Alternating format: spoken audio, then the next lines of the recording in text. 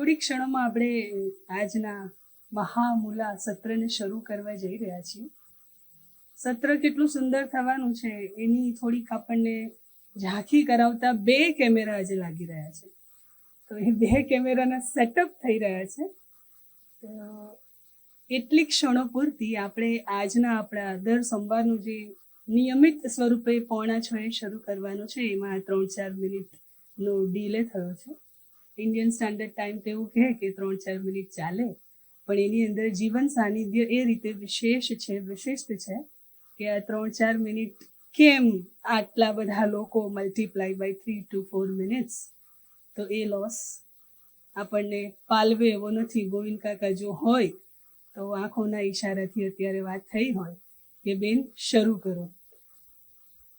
અત્રે ઉપસ્થિત સર્વેનો સાદર પ્રેમભર્યો ભીનો આવકાર અને કાયમ જે વાત આપણે કરીએ છીએ આપણા સૌના હાથને આપણા પર્સ સુધી અથવા તો આપણા પોકેટ સુધી લઈ જઈએ. Very good, thank you so much. Cell ફોનને સાયલન્ટ મોડમાં મૂકી દઈએ અને આપણા મનને જાગૃત મોડમાં મૂકી દઈએ. ફરીથી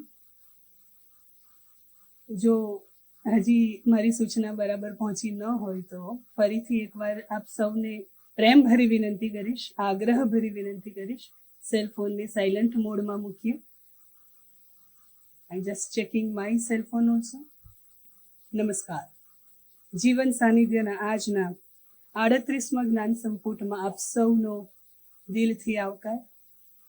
આજે આપણે માણવાના છીએ પુપુલ જયકર લિખિત જે કૃષ્ણમૂર્તિનું જીવન ચરિત્ર.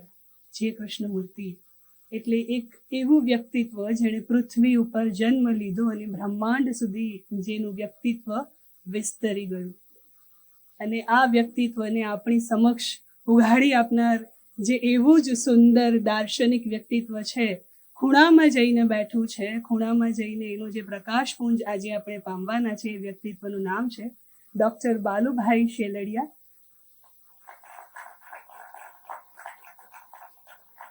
અંતરના ઉમળકાથી આપનો આવકાર, નમસ્કાર, સ્વાગત. અને જીવન સાનિધ્યની પરંપરા પ્રમાણે આપણે સત્રની શરૂઆત કરીશું સર્વધર્મ પ્રાર્થના અને ઓમકારથી. આંખો બંધ કરીએ, મનના તાગને પામવાની કોશિશ કરીએ. પ્રાર્થનાનો ઓડિયો વાગશે.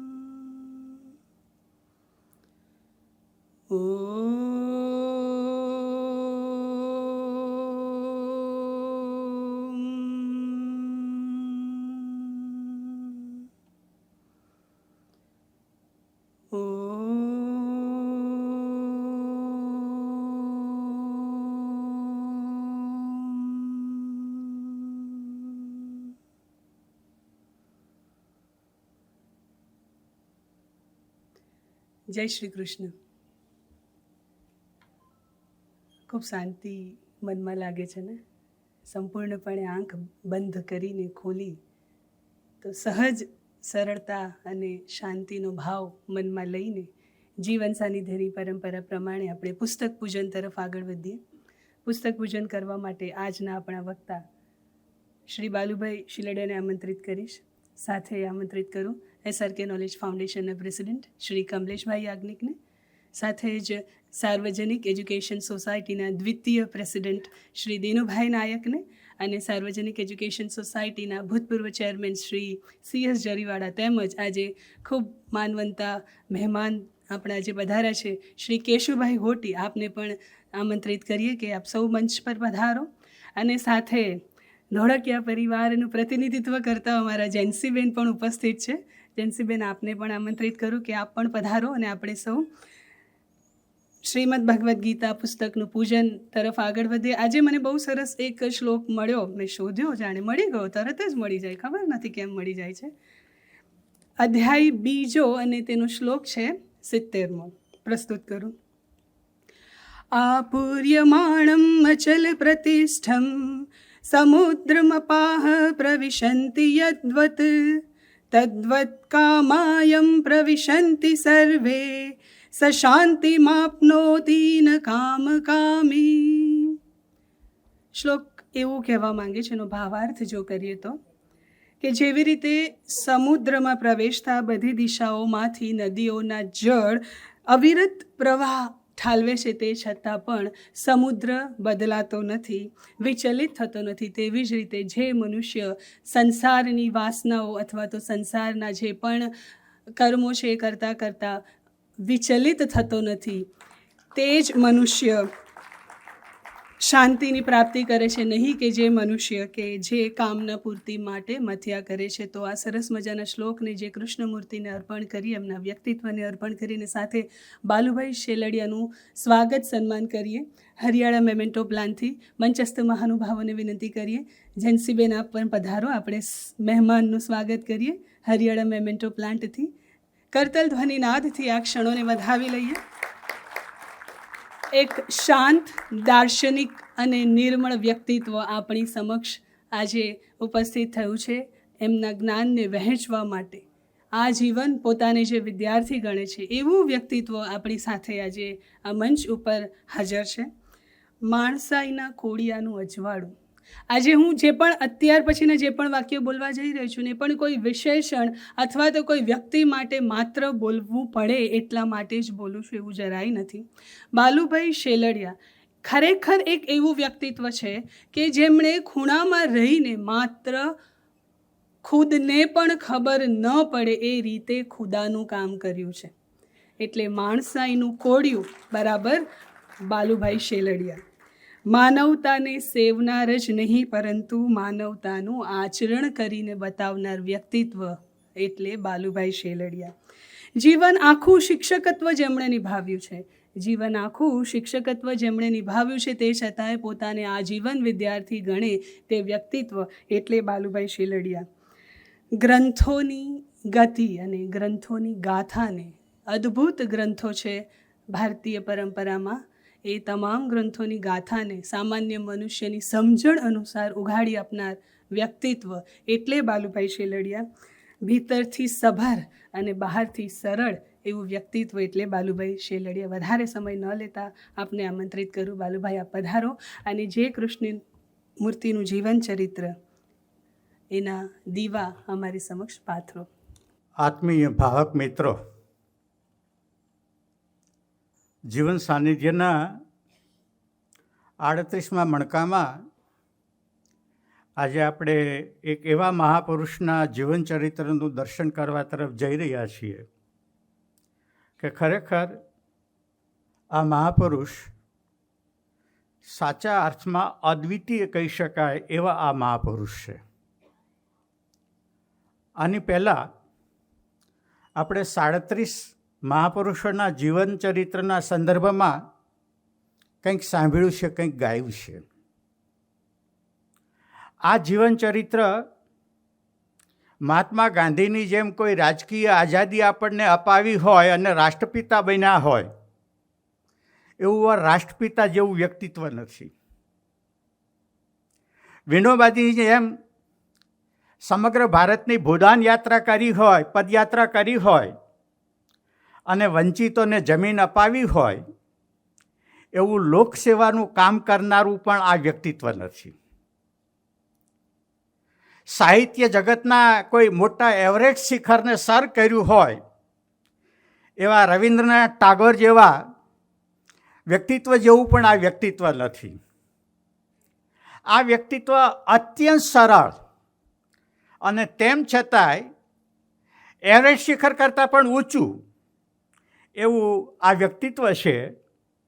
અને આ વ્યક્તિત્વ તરફ આજે આપણે એને સમજવા તરફ આગળ જઈ રહ્યા છીએ. મિત્રો, આ ચરિત્ર નાયકને સમજવા માટે હું છેલ્લા 1.5 મહિનાથી એક નાનકડી રૂમમાં પુરાઈને રહેલો હતો. ગઈકાલે 1 વાગે મારે ટ્રેન પકડવાની હતી એટલે હું 12 વાગે રૂમમાંથી બહાર નીકળ્યો છું અને આજે તમારી સામે ઉપસ્થિત થયો છું. પોપુલ જયકરે જે આ જીવન ચરિત્ર આલેખ્યું છે એને હું આ 1.5 મહિનાના સમયગાળા દરમિયાન 2 વખત વાંચી ગયો છું. માત્ર વાંચી ગયો છું એવું નહીં, પણ જે કૃષ્ણમૂર્તિ જે નિરપેક્ષ નિરીક્ષણની વાત કરે છે એ નિરીક્ષણ દ્વારા પણ એમના શબ્દોને સમજવા માટેનો મેં પ્રામાણિક પ્રયાસ કર્યો છે. અને એ પ્રયાસને અંતે મને જે કંઈ પ્રાપ્ત થયું છે એમાંથી જેટલું તમને આપી શકાશે એટલો આપવા માટેનો મારો પ્રામાણિક પ્રયાસ રહેશે. આ જીવનચરિત્રને સમજવાને માટે થોડીક પ્રાસ્તાવિક સ્વરૂપે 4 વાત કરવા માગું છું. જે કૃષ્ણમૂર્તિનું વ્યક્તિત્વ એ બહિર્મુખી વ્યક્તિત્વ નથી, એ અંતર્મુખી વ્યક્તિત્વ છે. મોટા ભાગના આપણે અત્યાર સુધીમાં જે 37 જીવનચરિત્રો જોયા છે એમાંથી કદાચ રવિન્દ્રનાથ ટાગોરને બાદ કરતા મોટા ભાગના જીવનચરિત્રો બહિર્મુખી વ્યક્તિત્વ ધરાવનારા મહામાનવો છે. આ મહામાનવ એવા છે કે બહિર્મુખી વ્યક્તિત્વ નથી ધરાવતા, અંતર્મુખી વ્યક્તિત્વ ધરાવે છે. અને અંતર્મુખી વ્યક્તિત્વ અથવા તો અંતર્મુખી જે યાત્રા છે એ યાત્રા એક જુદી યાત્રા છે. બહિર્મુખી યાત્રા કરતાં અંતર્મુખી જે યાત્રા છે એ થોડીક જુદા સ્વરૂપની છે. અંતર્મુખી યાત્રા અને ઉર્ધ્વગમન ભાષાકોશની દ્રષ્ટિએ અલગ અલગ શબ્દો છે, પણ જીવનકોશની દ્રષ્ટિએ અંતરયાત્રા અને ઉર્ધ્વગમન એ બંને પર્યાયવાચી શબ્દો છે. આથી ઉલટું બહિર્યાત્રા અને અધોગમન આ શબ્દકોશની દ્રષ્ટિએ અલગ અલગ શબ્દો છે, પણ જીવનકોશની દ્રષ્ટિએ આપણે જેટલું બહિર્ગમન કરીએ છીએ એટલું જ આપણે અધોગમન કરીએ છીએ. કૃષ્ણમૂર્તિ એ બહિર્મુખી વ્યક્તિત્વ ધરાવનારું વ્યક્તિત્વ નથી. એણે જીવનમાં જે કંઈ કર્યું છે તે પોતાના આંતરિક જીવનમાં કર્યું છે. જે કંઈ કર્યું છે એ શબ્દના માધ્યમથી પ્રગટ ન કરી શકાય એવી પોતાની જાત સાથે સંઘર્ષ કરી અને ઉર્ધ્વગમન કર્યું છે. એટલે કૃષ્ણમૂર્તિને શબ્દોના માધ્યમથી તમારી પાસે પહોંચાડવા થોડુંક કઠિન કામ છે. હસતા હસતા યાજ્ઞિક સાહેબને કહેતો હતો કે આજે વક્તાનું તો પરીક્ષણ છે જ, પણ સાથે સાથે શ્રોતાઓનું પણ પરીક્ષણ છે. કારણ કે અત્યાર સુધી આપણે જે શ્રવણ કર્યું છે તે બહિર્મુખી વ્યક્તિત્વ તરીકે આપણે બહિર્મુખી વ્યક્તિત્વનું શ્રવણ કર્યું છે. અને આજે જે મહામાનવને આપણે શ્રવણ કરવા તરફ જઈ રહ્યા છીએ એ મહામાનવ અંતર્મુખી વ્યક્તિત્વ છે ને આપણે મોટે ભાગે બહિર્મુખી વ્યક્તિત્વ છીએ. એટલે એસી પાવરના ઇન્સ્ટ્રુમેન્ટને ડીસી પાવરમાં ચલાવવા જેવો અવ્યવહારુ આ રસ્તો છે. જવા દઈએ. આ અંતર્મુખી વ્યક્તિત્વ છે. બીજી વાત, મિસઅન્ડરસ્ટેન્ડિંગ નહીં કરતા. અને પહેલાં સ્પષ્ટતા કરી દઉં, મારી કોઈ વાત સાથે કોઈ શ્રોતાએ ક્યાંય સહમત થવાની બિલકુલ જરૂરિયાત નથી. જ્યાં અસહમત થવાની જરૂરિયાત લાગે ત્યાં 100% અસહમત થવાનું. પણ આ જે કૃષ્ણમૂર્તિ જે વાત કરી રહ્યા છે એ સહમત અને અસહમત થવાની વાત જ નથી. જે કૃષ્ણમૂર્તિએ જે વાત કરી છે તે પોતાના જીવનના સંદર્ભે વાત કરી છે, જીવનના અનુભવને આધારે વાત કરી છે. અને તેથી રમણ મહર્ષિના શબ્દોમાં કહું તો કોઈ વ્યક્તિ એવું માની શકે કે હું ન્યૂટનના ગુરુત્વાકર્ષણના નિયમને નથી માનતો, તો વ્યક્તિ સ્વતંત્ર છે, ગુરુત્વાકર્ષણના નિયમને ન માને. પણ જ્યારે ન્યૂટને ગુરુત્વાકર્ષણનો નિયમ નહોતો શોધ્યો ત્યારે પણ સફરજન ઉપરથી પાકેલું સફરજન પૃથ્વી ઉપર જ પડતું હતું, આકાશ ઉપર નહોતું જતું. અને જ્યારે ન્યૂટને ગુરુત્વાકર્ષણનો નિયમ શોધ્યો ત્યાર પછી પણ સફરજનના ઝાડ ઉપરથી પાકેલું સફરજન નીચે પૃથ્વી ઉપર જ આવે છે. આજે હું કહી શકું કે હું ન્યૂટનના ગુરુત્વાકર્ષણના નિયમને નથી માનતો, પણ જો હું ચાલવામાં બેલેન્સ ન જાળવું તો મારો પગ ભાંગવાનો છે. એટલે સત્યને વ્યક્તિના સ્વીકાર કે અસ્વીકારની સાથે કોઈ લેવા દેવા નથી. સત્ય એ સત્ય છે. આપણે પોતે આપણા જીવનને જેટલા પ્રમાણમાં સમજ્યા હશું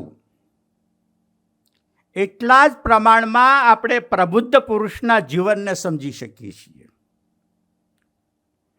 જેટલા પ્રમાણમાં આપણે આપણા જીવનને નહીં સમજ્યા હોઈએ એટલા જ પ્રમાણમાં આપણે પ્રબુદ્ધ પુરુષોના જીવનને સમજી શકતા નથી.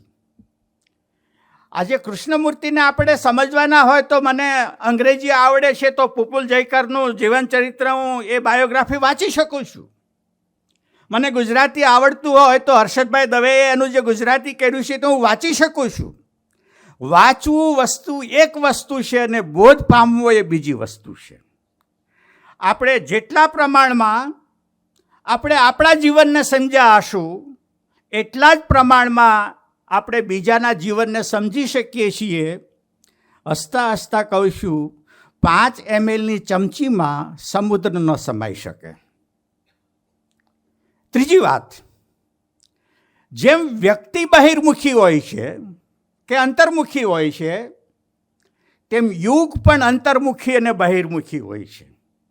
જેને આપણે સમયનો ગાળો કહીએ છીએ, જે સમયના ગાળાને આપણે યુગ તરીકે ઓળખીએ છીએ, એ યુગ પણ અંતર્મુખી અને બહિર્મુખી હોય છે. વર્તમાન સમયનો ચાલી રહેલો જે સમયનો પ્રવાહ છે, યુગનો પ્રવાહ છે, એ આખો ને આખો બહિર્મુખી પ્રવાહ છે. અને આપણે કૃષ્ણમૂર્તિના અંતર્મુખી પ્રવાહને સમજવાનો પ્રયાસ કરવાના છીએ. એટલે જેમ વ્યક્તિ અંતર્મુખી ને બહિર્મુખી હોઈ શકે તેમ વર્તમાન સમયનો જે આખો યુગ છે એ બહિર્મુખી યુગ છે. અને તેથી બધા જ વ્યક્તિઓ બાહ્ય દુનિયા તરફ દોડી રહ્યા છે. અપવાદરૂપ વ્યક્તિઓને બાદ કરતા કેટલાક વ્યક્તિઓ અંતરયાત્રા કરે છે. મોટા ભાગે આપણે બહિર્યાત્રા કરીએ છીએ. ગુરજેફને યાદ કરું છું, કૃષ્ણમૂર્તિના સંદર્ભે યાદ કરું છું. જે કહેવાય છે તે સત્ય નથી અને જે સત્ય છે તે કહી શકાતું નથી. આપણા ઉપનિષદના ઋષિ પણ આ જ વાત કહે છે કે તમે જે બોલો છો તે સત્ય નથી, જેનાથી બોલાય છે તે સત્ય છે. તમે જે સાંભળો છો તે સત્ય નથી, જેનાથી સંભળાય છે તે સત્ય છે. એટલે જે કૃષ્ણમૂર્તિ જે સત્યની વાત કરી રહ્યા છે એને શબ્દના ચીપિયામાં પકડી શકાય એમ નથી. પણ આપણી પાસે શબ્દો સિવાય બીજો કોઈ રસ્તો નથી. એટલે એ શબ્દોના માધ્યમથી જે કૃષ્ણમૂર્તિ જે સત્ય તરફ ઈશારો કરે છે એ ઈશારાને આપણે શબ્દના માધ્યમથી સમજવાના છીએ. હવે આ ફોટામાં જે કૃષ્ણમૂર્તિનું જીવન ચરિત્રનો પુસ્તકનો ફોટો દેખાય છે એ પુપુલ જયકાર એણે અંગ્રેજીમાં લખ્યું છે. અને અંગ્રેજીમાં આ પુસ્તક 548 પૃષ્ઠોમાં છે. અને હર્ષદભાઈ દવેએ જે ગુજરાતીકરણ કર્યું છે, ભાષાંતર કર્યું છે, એમાં 658 પૃષ્ઠો છે. કૃષ્ણમૂર્તિનું જીવન લગભગ 90 વર્ષ આ પૃથ્વી ઉપર રહ્યું છે. એટલે 90 વર્ષના સમયગાળાને કલાક સવા કલાકની મર્યાદામાં અને આ પ્રકારના એબ્સ્ટ્રેક્ટ વિષયને પ્રગટ કરવું લગભગ અસંભવ છે. અસંભવ છે એનું કારણ સમય મર્યાદા નહીં. કદાચ હું 2 કલાક નહીં 2 દિવસ લઉં તો પણ હું સત્યને શબ્દશઃ રજૂ કરી શકવાનો નથી. એટલે આ બીજી મર્યાદા છે. આ જે કૃષ્ણમૂર્તિનું જીવન ચરિત્ર લખાયું એ 1948માં આ પુપુલ જયકાર કૃષ્ણમૂર્તિના પહેલા સંપર્કમાં આવે છે. અને 1950માં જે કૃષ્ણમૂર્તિ આ પુપુલ જયકારને સૂચના આપે છે કે તમે મારું જીવન ચરિત્ર લખો. આ પુપુલ જયકાર 1974માં આ જીવન ચરિત્ર લખવાનો પ્રારંભ કરે છે. અને 1986ની અંદર જે કૃષ્ણમૂર્તિનું અવસાન થયું એ વખતે આ પુસ્તકને પૂરું કરે છે. એટલે 74થી લખવાની શરૂઆત થયેલી અને 86માં પૂરું થયું. 12 વર્ષ સુધી આ પુસ્તકને લખવા માટેનો પુપુલ જયકારીએ પ્રામાણિક પ્રયાસ કર્યો છે. બીજી વાત, આ પુસ્તકનું પહેલો બહિર સ્વરૂપ, હું શિક્ષક છું એટલે વિદ્યાર્થીને સમજાય એ રીતે જ હું વિષયને બને એટલો નીચા સ્તરે આવીને હું તમને આ વિષયને ક્લિયર કરવા પ્રયાસ કરીશ. આ જે કૃષ્ણમૂર્તિનું જે જીવન ચરિત્ર છે એમાં કુલ 47 પ્રકરણો છે, વત્તા એક પ્રકરણ પ્રસ્તાવનાનું, વત્તા લેખિકાનો પરિચય, પિંજરામાં પંછીને એક ગીતનું દાન, આ બીજું પ્રકરણ, અને ત્રીજું ઉપસંહાર, મળીને કુલ આ પુસ્તકમાં 50 પ્રકરણો છે. અને આ 50 પ્રકરણોને લેખિકાએ ફરી વખત 6 પેટા વિભાગમાં વિભાજિત કર્યું છે. આ જે કૃષ્ણમૂર્તિનું જે જીવન ચરિત્ર છે એનો જે પહેલો પેટા વિભાગ છે એ પેટા વિભાગને પુપુલ જયકારે શીર્ષક આપ્યું છે યુવાન કૃષ્ણમૂર્તિ. આ યુવાન કૃષ્ણમૂર્તિવાળો જે વિભાગ છે એ કૃષ્ણમૂર્તિના જીવનનો લગભગ શરૂઆતના 51 વર્ષનો સમયગાળો આ પુસ્તકના પ્રથમ ભાગની અંદર નિરૂપવામાં આવ્યો છે. જે કૃષ્ણમૂર્તિનો જન્મ 1895માં થયો ત્યારથી લઈને આ જે કૃષ્ણમૂર્તિનો 1946 સુધીનો સમયગાળો, એટલે કે જે કૃષ્ણમૂર્તિ 51 વર્ષના થયા ત્યાં સુધીનો સમયગાળો આ પુસ્તકનો જે પેટા વિભાગનો પહેલો ક્રમ છે યુવાન કૃષ્ણમૂર્તિ, એ કૃષ્ણમૂર્તિની અંદર 8 પ્રકરણની અંદર યુવાન કૃષ્ણમૂર્તિનું નિરૂપણ કરવામાં આવ્યું છે. આ પુસ્તકનો બીજો પેટા વિભાગ કૃષ્ણમૂર્તિ ભારતમાં. કૃષ્ણમૂર્તિ એક એવું વ્યક્તિત્વ છે કે આ જીવન પરિવ્રાજક રહ્યા છે. આપણે ત્યાં શંકરાચાર્ય એક એવું વ્યક્તિત્વ છે કે ભલે નાની ઉંમરે આપણી પાસેથી વિદાય લીધી, પણ 33 વર્ષના ઉંમરની અંદર એણે 1 કરતાં વધારે વખત ભારતનું પરિભ્રમણ કર્યું હતું અને આપણે શંકરાચાર્યને પરિવ્રાજક તરીકે ઓળખીએ છીએ. આ જે કૃષ્ણમૂર્તિ આખી જિંદગી દુનિયાના આ દેશમાંથી બીજા દેશમાં, બીજા દેશમાંથી ત્રીજા દેશમાં, આખી દુનિયામાં ફરતા રહેલા છે, કોઈ જગ્યાએ સ્થિર થયેલા નથી. એટલે જે કૃષ્ણમૂર્તિ છે આ ખાસ કરીને 1947, 48 અને 49 આ 3 વર્ષના સમયગાળા દરમિયાન જે કૃષ્ણમૂર્તિ વધારે સમય ભારતમાં રહ્યા છે. તેથી લેખિકાએ આ જે કૃષ્ણમૂર્તિનો જીવન દર્શનનો જે બીજો વિભાગ છે એ બીજા વિભાગની અંદર બીજા 7 પ્રકરણોથી કૃષ્ણમૂર્તિ ભારતમાં એ ટાઇટલ નીચે કૃષ્ણમૂર્તિના જીવન ચરિત્રને નિરૂપિત કરવાનો પ્રયત્ન કર્યો છે. આ પુસ્તકનો ત્રીજો પેટા વિભાગ બોધનો ઉઘાડ એવું ટાઇટલ આપ્યું છે. આ બોધનો ઉઘાડ 1950થી માંડીને 1959 સુધીનો જે સમયગાળો છે, લગભગ 9 થી 10 વર્ષનો સમયગાળો છે, જેમાં કૃષ્ણમૂર્તિ ચેતનાની દ્રષ્ટિએ સતત વિકસિત થઈ રહ્યા હતા. અને એ વિકસિત થતાં જે કૃષ્ણમૂર્તિની ચેતના જે વિકાસ પામતી રહી હતી અને વિકાસ પામતી રહેતી જે ચેતનાને જે દર્શન થતું હતું અને એ દર્શનને જે પ્રગટ કરવામાં આવ્યો છે, એ દર્શનનું જે પ્રગટીકરણ છે, એ આ જીવન ચરિત્રનો જે ત્રીજો વિભાગ છે બોધનો ઉઘાડ, એમાં 4 પ્રકરણો છે. પ્રકરણનો ચોથો વિભાગ અંતરદ્રષ્ટિની નદીઓ. થોડોક શબ્દ આપણે માટે નવો છે.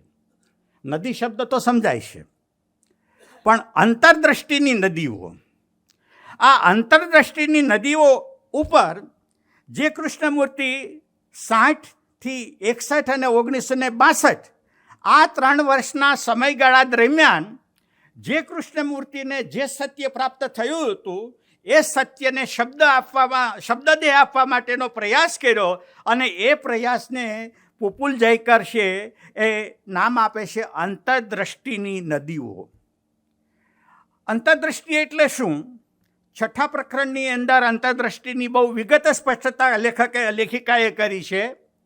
પણ અંતરદ્રષ્ટિ અહીંયા કામચલાઉ માટે હું શબ્દ પ્રયોગ કરું છું કે જ્યારે આપણા મનમાં સ્મૃતિ ન હોય, ફરી વખત વાક્ય પ્રયોગ કરું છું, આપણે જાગૃત અવસ્થામાં હોઈએ, પૂરેપૂરા જાગૃત અવસ્થામાં હોઈએ, અને એ જાગૃત અવસ્થામાં આપણા મનમાં કોઈ કરતાં કોઈ સ્મૃતિ ન હોય, અને સ્મૃતિ ન હોય એટલે આપણા મનમાં સમય પણ ન હોય. જ્યારે આપણા મનમાં સ્મૃતિ ન હોય અને જ્યારે આપણા મનમાં સમય ન હોય, ત્યારે આપણી પાસે જે વિઝન આવે છે, સર્વાંગી વિઝન આવે છે. અને એ સર્વાંગી વિઝનમાંથી આપણને જે અનુભૂતિ થાય છે, એ અનુભૂતિ પૂર્ણની અનુભૂતિ હોય છે, અને એ અંતરદ્રષ્ટિની નદી હોય છે. જીવનના અનેક ક્ષેત્રોની અંદર કૃષ્ણમૂર્તિએ જુદી જુદી વાતો આ અંતરદ્રષ્ટિની નદીની પ્રવાહની અંદર કરી છે. અહીંયા એ હું બીજી સ્પષ્ટતા કરું છું. આ કૃષ્ણમૂર્તિનું આખું જીવન આ જ બેઠકમાં પૂરું થઈ જાય એમ હું દોડતા ને હાંફતા વ્યાખ્યાન નહીં આપું. જ્યારે એવું લાગશે કે અહીંયા વ્યાખ્યાનને સ્ટોપ કરવાની જરૂરિયાત છે, ત્યારે હું વ્યાખ્યાનને સ્ટોપ કરી દઈશ. અને આટલા શ્રોતાઓમાંથી અને ઇલેક્ટ્રિકના માધ્યમથી આજે 5 થી 6 વિદેશમાંથી મારા ઉપર ફોન આવ્યા છે કે અમે સાંભળવા માટે તૈયાર છીએ. એટલે જે લોકો સાંભળે છે એમાંથી 5 જ વ્યક્તિઓ જે કૃષ્ણમૂર્તિનું જીવન ચરિત્ર વાંચવાને માટે ક્રિએટ થશે ને, જાગૃત થશે ને, તો મારું વ્યાખ્યાન પૂરું, મારું વ્યાખ્યાન સફળ. એટલે હું ઉતાવળે હાંફતો વ્યાખ્યાન નહીં આપું. ગાંધીજી પાસેથી એક પાઠ મને મળ્યો છે, ઉતાવળ એ હિંસા છે. ગાંધીજીએ હિંસાની જે વ્યાખ્યાઓ આપી છે ને, એમાંની એક હિંસાની વ્યાખ્યા એ આપી છે કે ઉતાવળ એ હિંસા છે. હું વ્યાખ્યાન આપીને બિન લાદેન સાબિત થવા માગતો નથી. એટલે સમય મર્યાદામાં રહીને જ્યાં મારી વાત પૂરી કરવાની થશે ત્યાં હું પૂરી કરી દઈશ. પણ મારું વ્યાખ્યાન જે છે એની મેં PDF બનાવી છે. આયોજકો તમને ઈચ્છે તો એ PDF તમારા ફોનમાં આવી જશે અને અધૂરું રહેલું વ્યાખ્યાન તમે વાંચી શકશો. પ્રકરણ આજે જીવન દર્શન કૃષ્ણમૂર્તિનું છે, એનો 5મો પેટા વિભાગ છે બદલાતી ક્ષિતિજો. આ બદલાતી ક્ષિતિજોનો સમયગાળો 1962થી માંડીને 1977 સુધીનો. 1962નું આપણે ચીન સાથે યુદ્ધ થયેલું અને 77 સુધીનો જે સમયગાળો છે, એ સમયગાળાને આ લેખિકા બદલાતી ક્ષિતિજો નીચે કૃષ્ણમૂર્તિએ જે કામ કર્યું છે એ કામને આ વિભાગમાં નિરૂપિત કર્યું છે. આ બદલાતી ક્ષિતિજો શું છે? યુરોપની અંદર, ખાસ કરીને પશ્ચિમી દેશોની અંદર હિપીવાદ અસ્તિત્વમાં આવ્યો. કોઈ પણ પ્રકારનું અમારે બંધન સ્વીકારવું નથી, આવો હિપ્પીવાદ પશ્ચિમની અંદર અસ્તિત્વમાં આવ્યો. ત્યાર પછી એક પ્રકારની જેને આપણે કહીએ મૂડીવાદની પરાકાષ્ઠા, અને એમાંથી એકદમ હિંસક કહી શકાય એવો સામ્યવાદ વિસ્તાર પામતો રહ્યો હતો. અને ગરીબાઈની વિકૃતિ તરીકે નક્સલવાદ અસ્તિત્વમાં આવી રહ્યો હતો. કૃષ્ણમૂર્તિ આ વિભાગની અંદર હિપ્પીવાદ ઉપર, નક્સલવાદ ઉપર અને વિકૃત સમાજવાદ ઉપર પણ ઘણું બધું બોલેલા છે, અને એ વિભાગ આ 5મા વિભાગની અંદર આવે છે. 6થો વિભાગ બૌદ્ધનું સંકલન 1978થી માંડીને 1986માં ફેબ્રુઆરીમાં જે કૃષ્ણમૂર્તિનું અવસાન થયું, અને છેલ્લા 5 અઠવાડિયા તો કૃષ્ણમૂર્તિ પથારીવશ હતા. સ્વાદુપિંડનું કેન્સર થયેલું હતું અને અર્ધમૂર્છિત અવસ્થામાં રહેતા હતા. એવી સ્થિતિની અંદર કૃષ્ણમૂર્તિએ પોતાના જીવનના ઉત્તરાર્ધની અંદર જે સત્ય પામ્યા છે એ સત્યને નિશ્ચિત શબ્દદે આપવા માટેનો જે પ્રયાસ કર્યો છે, એ પ્રયાસને આ લેખિકા બૌદ્ધનું સંકલન શીર્ષક નીચે 16 પ્રકરણની અંદર આપ્યું છે. જે કૃષ્ણના જે ચાહક મિત્રો હોય એને હું વિનંતી કરું છું કે તમે આખા કૃષ્ણમૂર્તિને ન વાંચી શકો તો કંઈ નહીં, પણ તમારે કૃષ્ણમૂર્તિને સમજવાના હોય તો આ પુપુલ જયકર દ્વારા લખાયેલું આ જે કૃષ્ણમૂર્તિનું જે જીવન ચરિત્ર છે, એનો જે 6થો વિભાગ છે, જે કૃષ્ણમૂર્તિના બૌદ્ધનું સંકલન છે, એ 16 પ્રકરણ તો કોઈ પણ બૌદ્ધિક માણસે વાંચવા જેવા છે. આ રીતે આ જે કૃષ્ણમૂર્તિનું જે જીવન ચરિત્ર છે એ 6 વિભાગની અંદર વિભાજિત થયેલું છે. બીજી વાત, હવે કૃષ્ણમૂર્તિના જીવન ઉપર આપણે ધીરે ધીરે સરળતાથી પ્રવેશ કરી શકાય એવી રીતે પ્રવેશ કરવા માગીએ છીએ. આજે 2025માં જે વ્યક્તિ 1986માં મૃત્યુ પામ્યા છે, એને 2025માં શા માટે યાદ કરવાના? જે ભૂતકાળ બની ચૂક્યો છે, એ ભૂતકાળને આજે 2025માં શા માટે યાદ કરવાના? સૌથી પહેલાં આપણે એ જાણવાની જરૂરિયાત છે કે અધ્યાત્મનું અંતિમ લક્ષ્ય શું? અધ્યાત્મે કઈ સમસ્યાનું નિરાકરણ જોઈએ છીએ? કોઈ મહેરબાની કરીને માથા પ્રમાણે પાઘડી નહીં બાંધતા.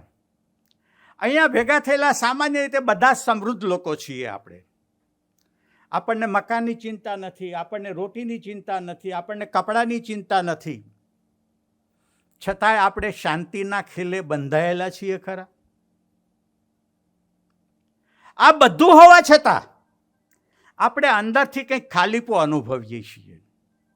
અને આ અંદરનો જે ખાલીપો છે એ વૈભવી જીવનની વચ્ચે, પૈસાની વચ્ચે, સત્તાની વચ્ચે આપણને વીછીના ડંખની માફક આપણો અંદરનો જે ખાલીપો છે એ ખાલીપો આપણને સતત કોરી ખાય છે. અધ્યાત્મનું અંતિમ લક્ષ્ય શું છે? અધ્યાત્મનું અંતિમ લક્ષ્ય છે, આપણી ભાષામાં કહીએ તો અધ્યાત્મનું અંતિમ લક્ષ્ય મોક્ષ છે. પણ અંતિમ મોક્ષ એટલે શું? જીવનમાં દુઃખનો આત્યંતિક અભાવ એ અધ્યાત્મનું અંતિમ લક્ષ્ય છે.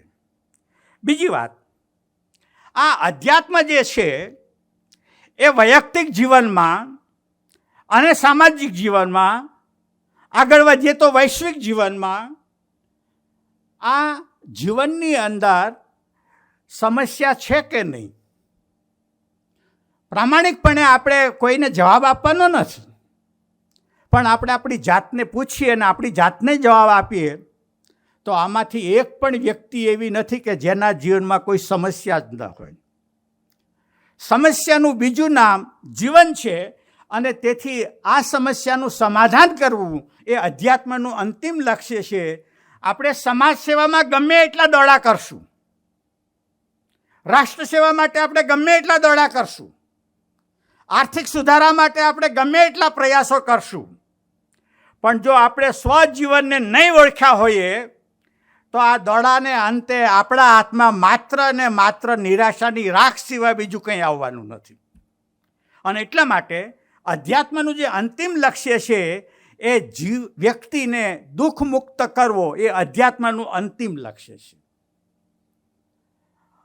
અધ્યાત્મ શબ્દ છે એ બે શબ્દનો બનેલો એક શબ્દ છે. આજે અધ્યાત્મને નામે બહુ બટાકા બફાય છે અને તેમ છતાં આપણે અનાધ્યાત્મિક છીએ. અધ્યાત્મ છે શું? અધિ વત્તા આત્મ સંસ્કૃત શબ્દ છે. અધિ એટલે તરફ અને આત્મન એટલે આત્મા. સ્વ તરફની ગતિ એ અધ્યાત્મ છે અને સ્વથી વિરુદ્ધ દિશાની ગતિ એ ભૌતિકતા છે. ભૌતિકતાની અને આધ્યાત્મિકતાની જે વ્યાખ્યા છે એ વ્યાખ્યા આટલી છે કે સ્વ તરફની જે ગતિ છે એ અધ્યાત્મ છે અને પર તરફની જે ગતિ છે એ ભૌતિકતા છે. જે કૃષ્ણમૂર્તિને સાંભળવા છે, કાન રસ્યા થઈને નહીં સાંભળી શકાય. થોડુંક આપણે આપણા જીવનની સાથે જોડાતા જવું પડશે. ભૌતિક જગતમાં 4 પરિમાણો છે: લંબાઈ, પહોળાઈ, ઊંચાઈ અથવા ઊંડાઈ, સ્થળ અને કાળ. ફરી વખત બોલું છું. આ ભૌતિક જગતના કોઈ પણ પદાર્થને સમજવા માટે, ઓળખવા માટે 4 પરિમાણો છે, 4 મેઝરમેન્ટો છે: લંબાઈ, પહોળાઈ, ઊંચાઈ અથવા ઊંડાઈ, સ્થળ અને કાળ. જે વસ્તુને આ 4 પરિમાણો લાગુ પડે છે તે ભૌતિક પદાર્થ છે અને જે વસ્તુને આ 4 પરિમાણો સ્પર્શ કરી શકતા નથી, એનાથી પર છે, તે અધ્યાત્મ છે. અધ્યાત્મ 4 પરિમાણોની પહેલે પાર છે અને ભૌતિકતા છે એ 4 પરિમાણોની અંદર છે. દાખલા તરીકે આપણે ત્યારે આ તારામતી હોલમાં બેઠેલા છીએ. એને અમુક ફૂટની લંબાઈ છે, અમુક ફૂટની પહોળાઈ છે, અમુક ફૂટની ઊંચાઈ છે. સ્થળ સુરતમાં છે અને તારીખ 19/5/2025નો સમય છે. 5:06:15 થઈ છે, સમજો. આ 4 પરિમાણો પ્રત્યેક ભૌતિક પદાર્થને લાગુ પડે છે અને આ ભૌતિક પદાર્થથી પર જઈને જે તત્વ છે એ તત્વને અધ્યાત્મ કહીએ છીએ. કૃષ્ણમૂર્તિ ભૌતિક પદાર્થની વાત નથી કરતા, કૃષ્ણમૂર્તિ છે એ અધ્યાત્મની વાત કરે છે. અને અધ્યાત્મ એટલે શું? અધ્યાત્મ એટલે 4 પરિમાણની પહેલે પાર રહેલી જે એનર્જી છે, જે ઉર્જા છે, અને આપણે આત્મા કહીએ, બ્રહ્મ કહીએ, ચૈતન્ય કહીએ, ઈશ્વર કહીએ, ભગવાન કહીએ, જે કંઈ નામ આપવું હોય તે આપો. પણ એ જે 4 પરિમાણની પહેલે પર રહેલી જે ઉર્જા છે એ ઉર્જાના સંદર્ભમાં કૃષ્ણમૂર્તિ વાત કરી રહ્યા છે. હવે થોડોક નીચે આવીશું. આપણું જે મન છે એ મનના 4 સ્તરો છે. સૌથી પહેલું સ્તર આપણું જે માનવીનું મન છે, મારું તમારું બધાનું, એ મનનું પહેલું જે ઉપલું સ્થૂળ સ્તર છે એ આપણું કર્મ છે. આ જગતમાં એક પણ માણસ એવો નથી કે જે માણસ કર્મ કર્યા વગરનો રહી શકે. કૃષ્ણે તો ગીતામાં બહુ સ્પષ્ટ કહી દીધું, નહીં કશ્ચિત કલ્યાણ, એક પણ માણસ કર્મ કર્યા વગરનો રહી શકતો નથી એવું કૃષ્ણે ગીતામાં કહ્યું. એક પણ માણસ કર્મ કર્યા વગરનો રહી શકતો નથી. એક બીજી વાત, જે લોકો અધ્યાત્મને નામે, ધર્મને નામે, ભક્તિને નામે કર્મથી આઘા ભાગ્યા છે એ લોકો ન કરવાના ધંધાએ વળી ગયા છે. કર્મથી આઘો કોઈ માણસ ભાગી શકતો નથી. એટલે આપણું જે મનનું ઉપલું સ્તર છે એ કર્મ છે. કર્મથી નીચેનું વધારે થોડુંક સૂક્ષ્મ સ્તર એ આપણો વિચાર છે. કર્મ કેવું? જેવો આપણો વિચાર તેવું આપણું કર્મ. આ કર્મ કરતાં પણ નીચેનું એક વધારે સૂક્ષ્મ સ્તર કહી શકાય તે સૂક્ષ્મ સ્તર છે આપણી વૃત્તિઓ, આપણી અહમ વૃત્તિઓ. વિચાર છે એ આપણને જગત આપે છે. આપણા મસ્તિષ્કમાં આજ દિવસ સુધી જે કાંઈ વિચારોનો સરવાળો છે તે વિચારો આપણને એજ્યુકેશને આપ્યા છે, પરિવારે આપ્યા છે, સંસ્કૃતિએ આપ્યા છે, ધર્મોએ આપ્યા છે, પુસ્તકોએ આપ્યા છે. બહારથી આપણે આપણા વિચારોને આપણા મગજમાં નાખ્યા છે. પણ વૃત્તિઓ છે એ જન્મજાત છે. નાના બાળકની પાસે વિચાર નથી હોતો, પણ વૃત્તિ હોય છે. સમસ્યાનું ઉદ્ભવ સ્થાન નથી કર્મ, સમસ્યાનું ઉદ્ભવ સ્થાન નથી વિચાર, સમસ્યાનું ઉદ્ભવ સ્થાન છે આપણી અહમ વૃત્તિ. એક ત્રીજી વાત, કર્મ દ્વારા વિચારને બદલવાની આપણે જો કોશિશ કરતા હશું તો આપણે 105% નિષ્ફળ જવાના છીએ. આ જગતના માનવજાતના ઇતિહાસમાં આજથી માંડીને જ્યારથી માનવજાતનો ઇતિહાસ લખવો શરૂ થયો ત્યાં સુધીમાં એક પણ માણસ કર્મ બદલીને પોતાના વિચારને બદલી શક્યો નથી. કર્મને બદલવું હોય તો માણસે વિચારને બદલવું પડે. યથા ચિત્તમ તથા વાચા તથા કૃતિ, આપણું યોગસૂત્ર કહે છે કે માણસના જેવા વિચારો હશે તેવું જ માણસ કર્મ કરશે. આપણે એક કર્મ છોડી દઈએ અને બીજું કર્મ પકડી લઈએ અને તેથી આપણા મગજમાં વિચારોનું પરિવર્તન થશે તો આ મોટામાં મોટી બાલિશતા છે. ત્રીજી વાત, આપણે વિચારો બદલીને આપણી અહમવૃત્તિને બદલવા માંગતા હશું તો વિચારો બદલીને પણ અહમવૃત્તિ બદલી શકાતી નથી.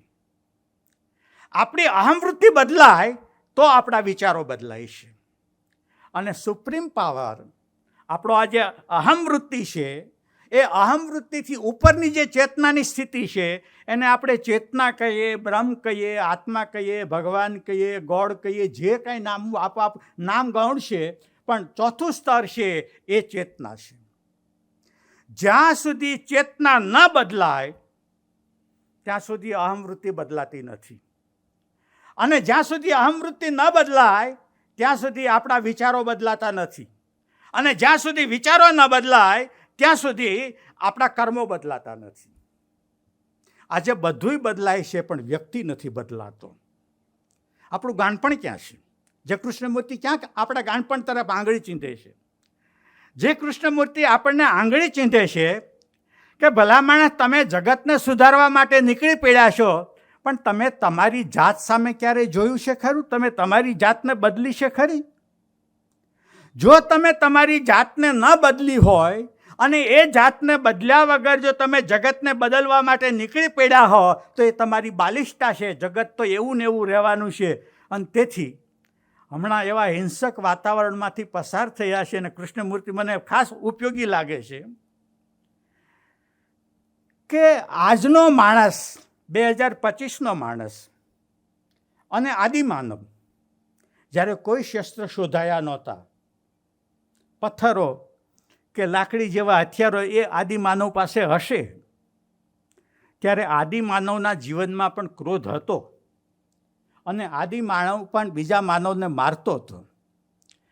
એક પથ્થરથી એક માનવ બીજા માણસને મારતો હશે, પથ્થરથી કેટલા માણસ મરી શકે? બહુ ઓછા, 1 કે 2 કે 3. પણ 1945માં નાગાશિકા અને હિરોશીમા ઉપર જે અણુબોમ્બ ફેંકાયો એમાં કેટલા માણસો મર્યા?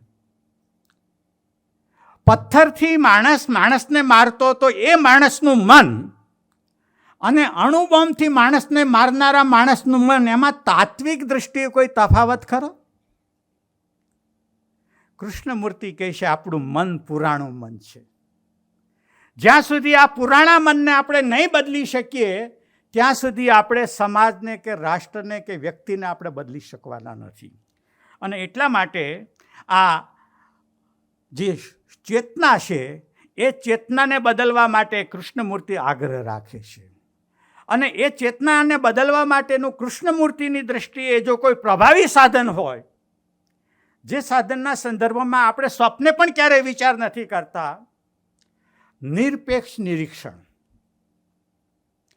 જ્યાં સુધી આપણે નિરપેક્ષ નિરીક્ષણ કરતા ન થઈએ ત્યાં સુધી આપણે જે વાસ્તવિકતા છે, જે છે તેનું દર્શન આપણે ક્યારેય કરી શકવાના નથી. એટલે જે છે તેનું વાસ્તવિક દર્શન કરવાને માટે નિરપેક્ષ નિરીક્ષણ, જેને માટે ઓશો ધ્યાન શબ્દ વાપરે છે, એને માટે જે કૃષ્ણમૂર્તિ નિરપેક્ષ નિરીક્ષણ શબ્દ વાપરે છે. અને નિરપેક્ષ નિરીક્ષણનો અર્થ શું થાય છે? આપણે વિવિધ પ્રકારના ચશ્માઓ પહેર્યા છે.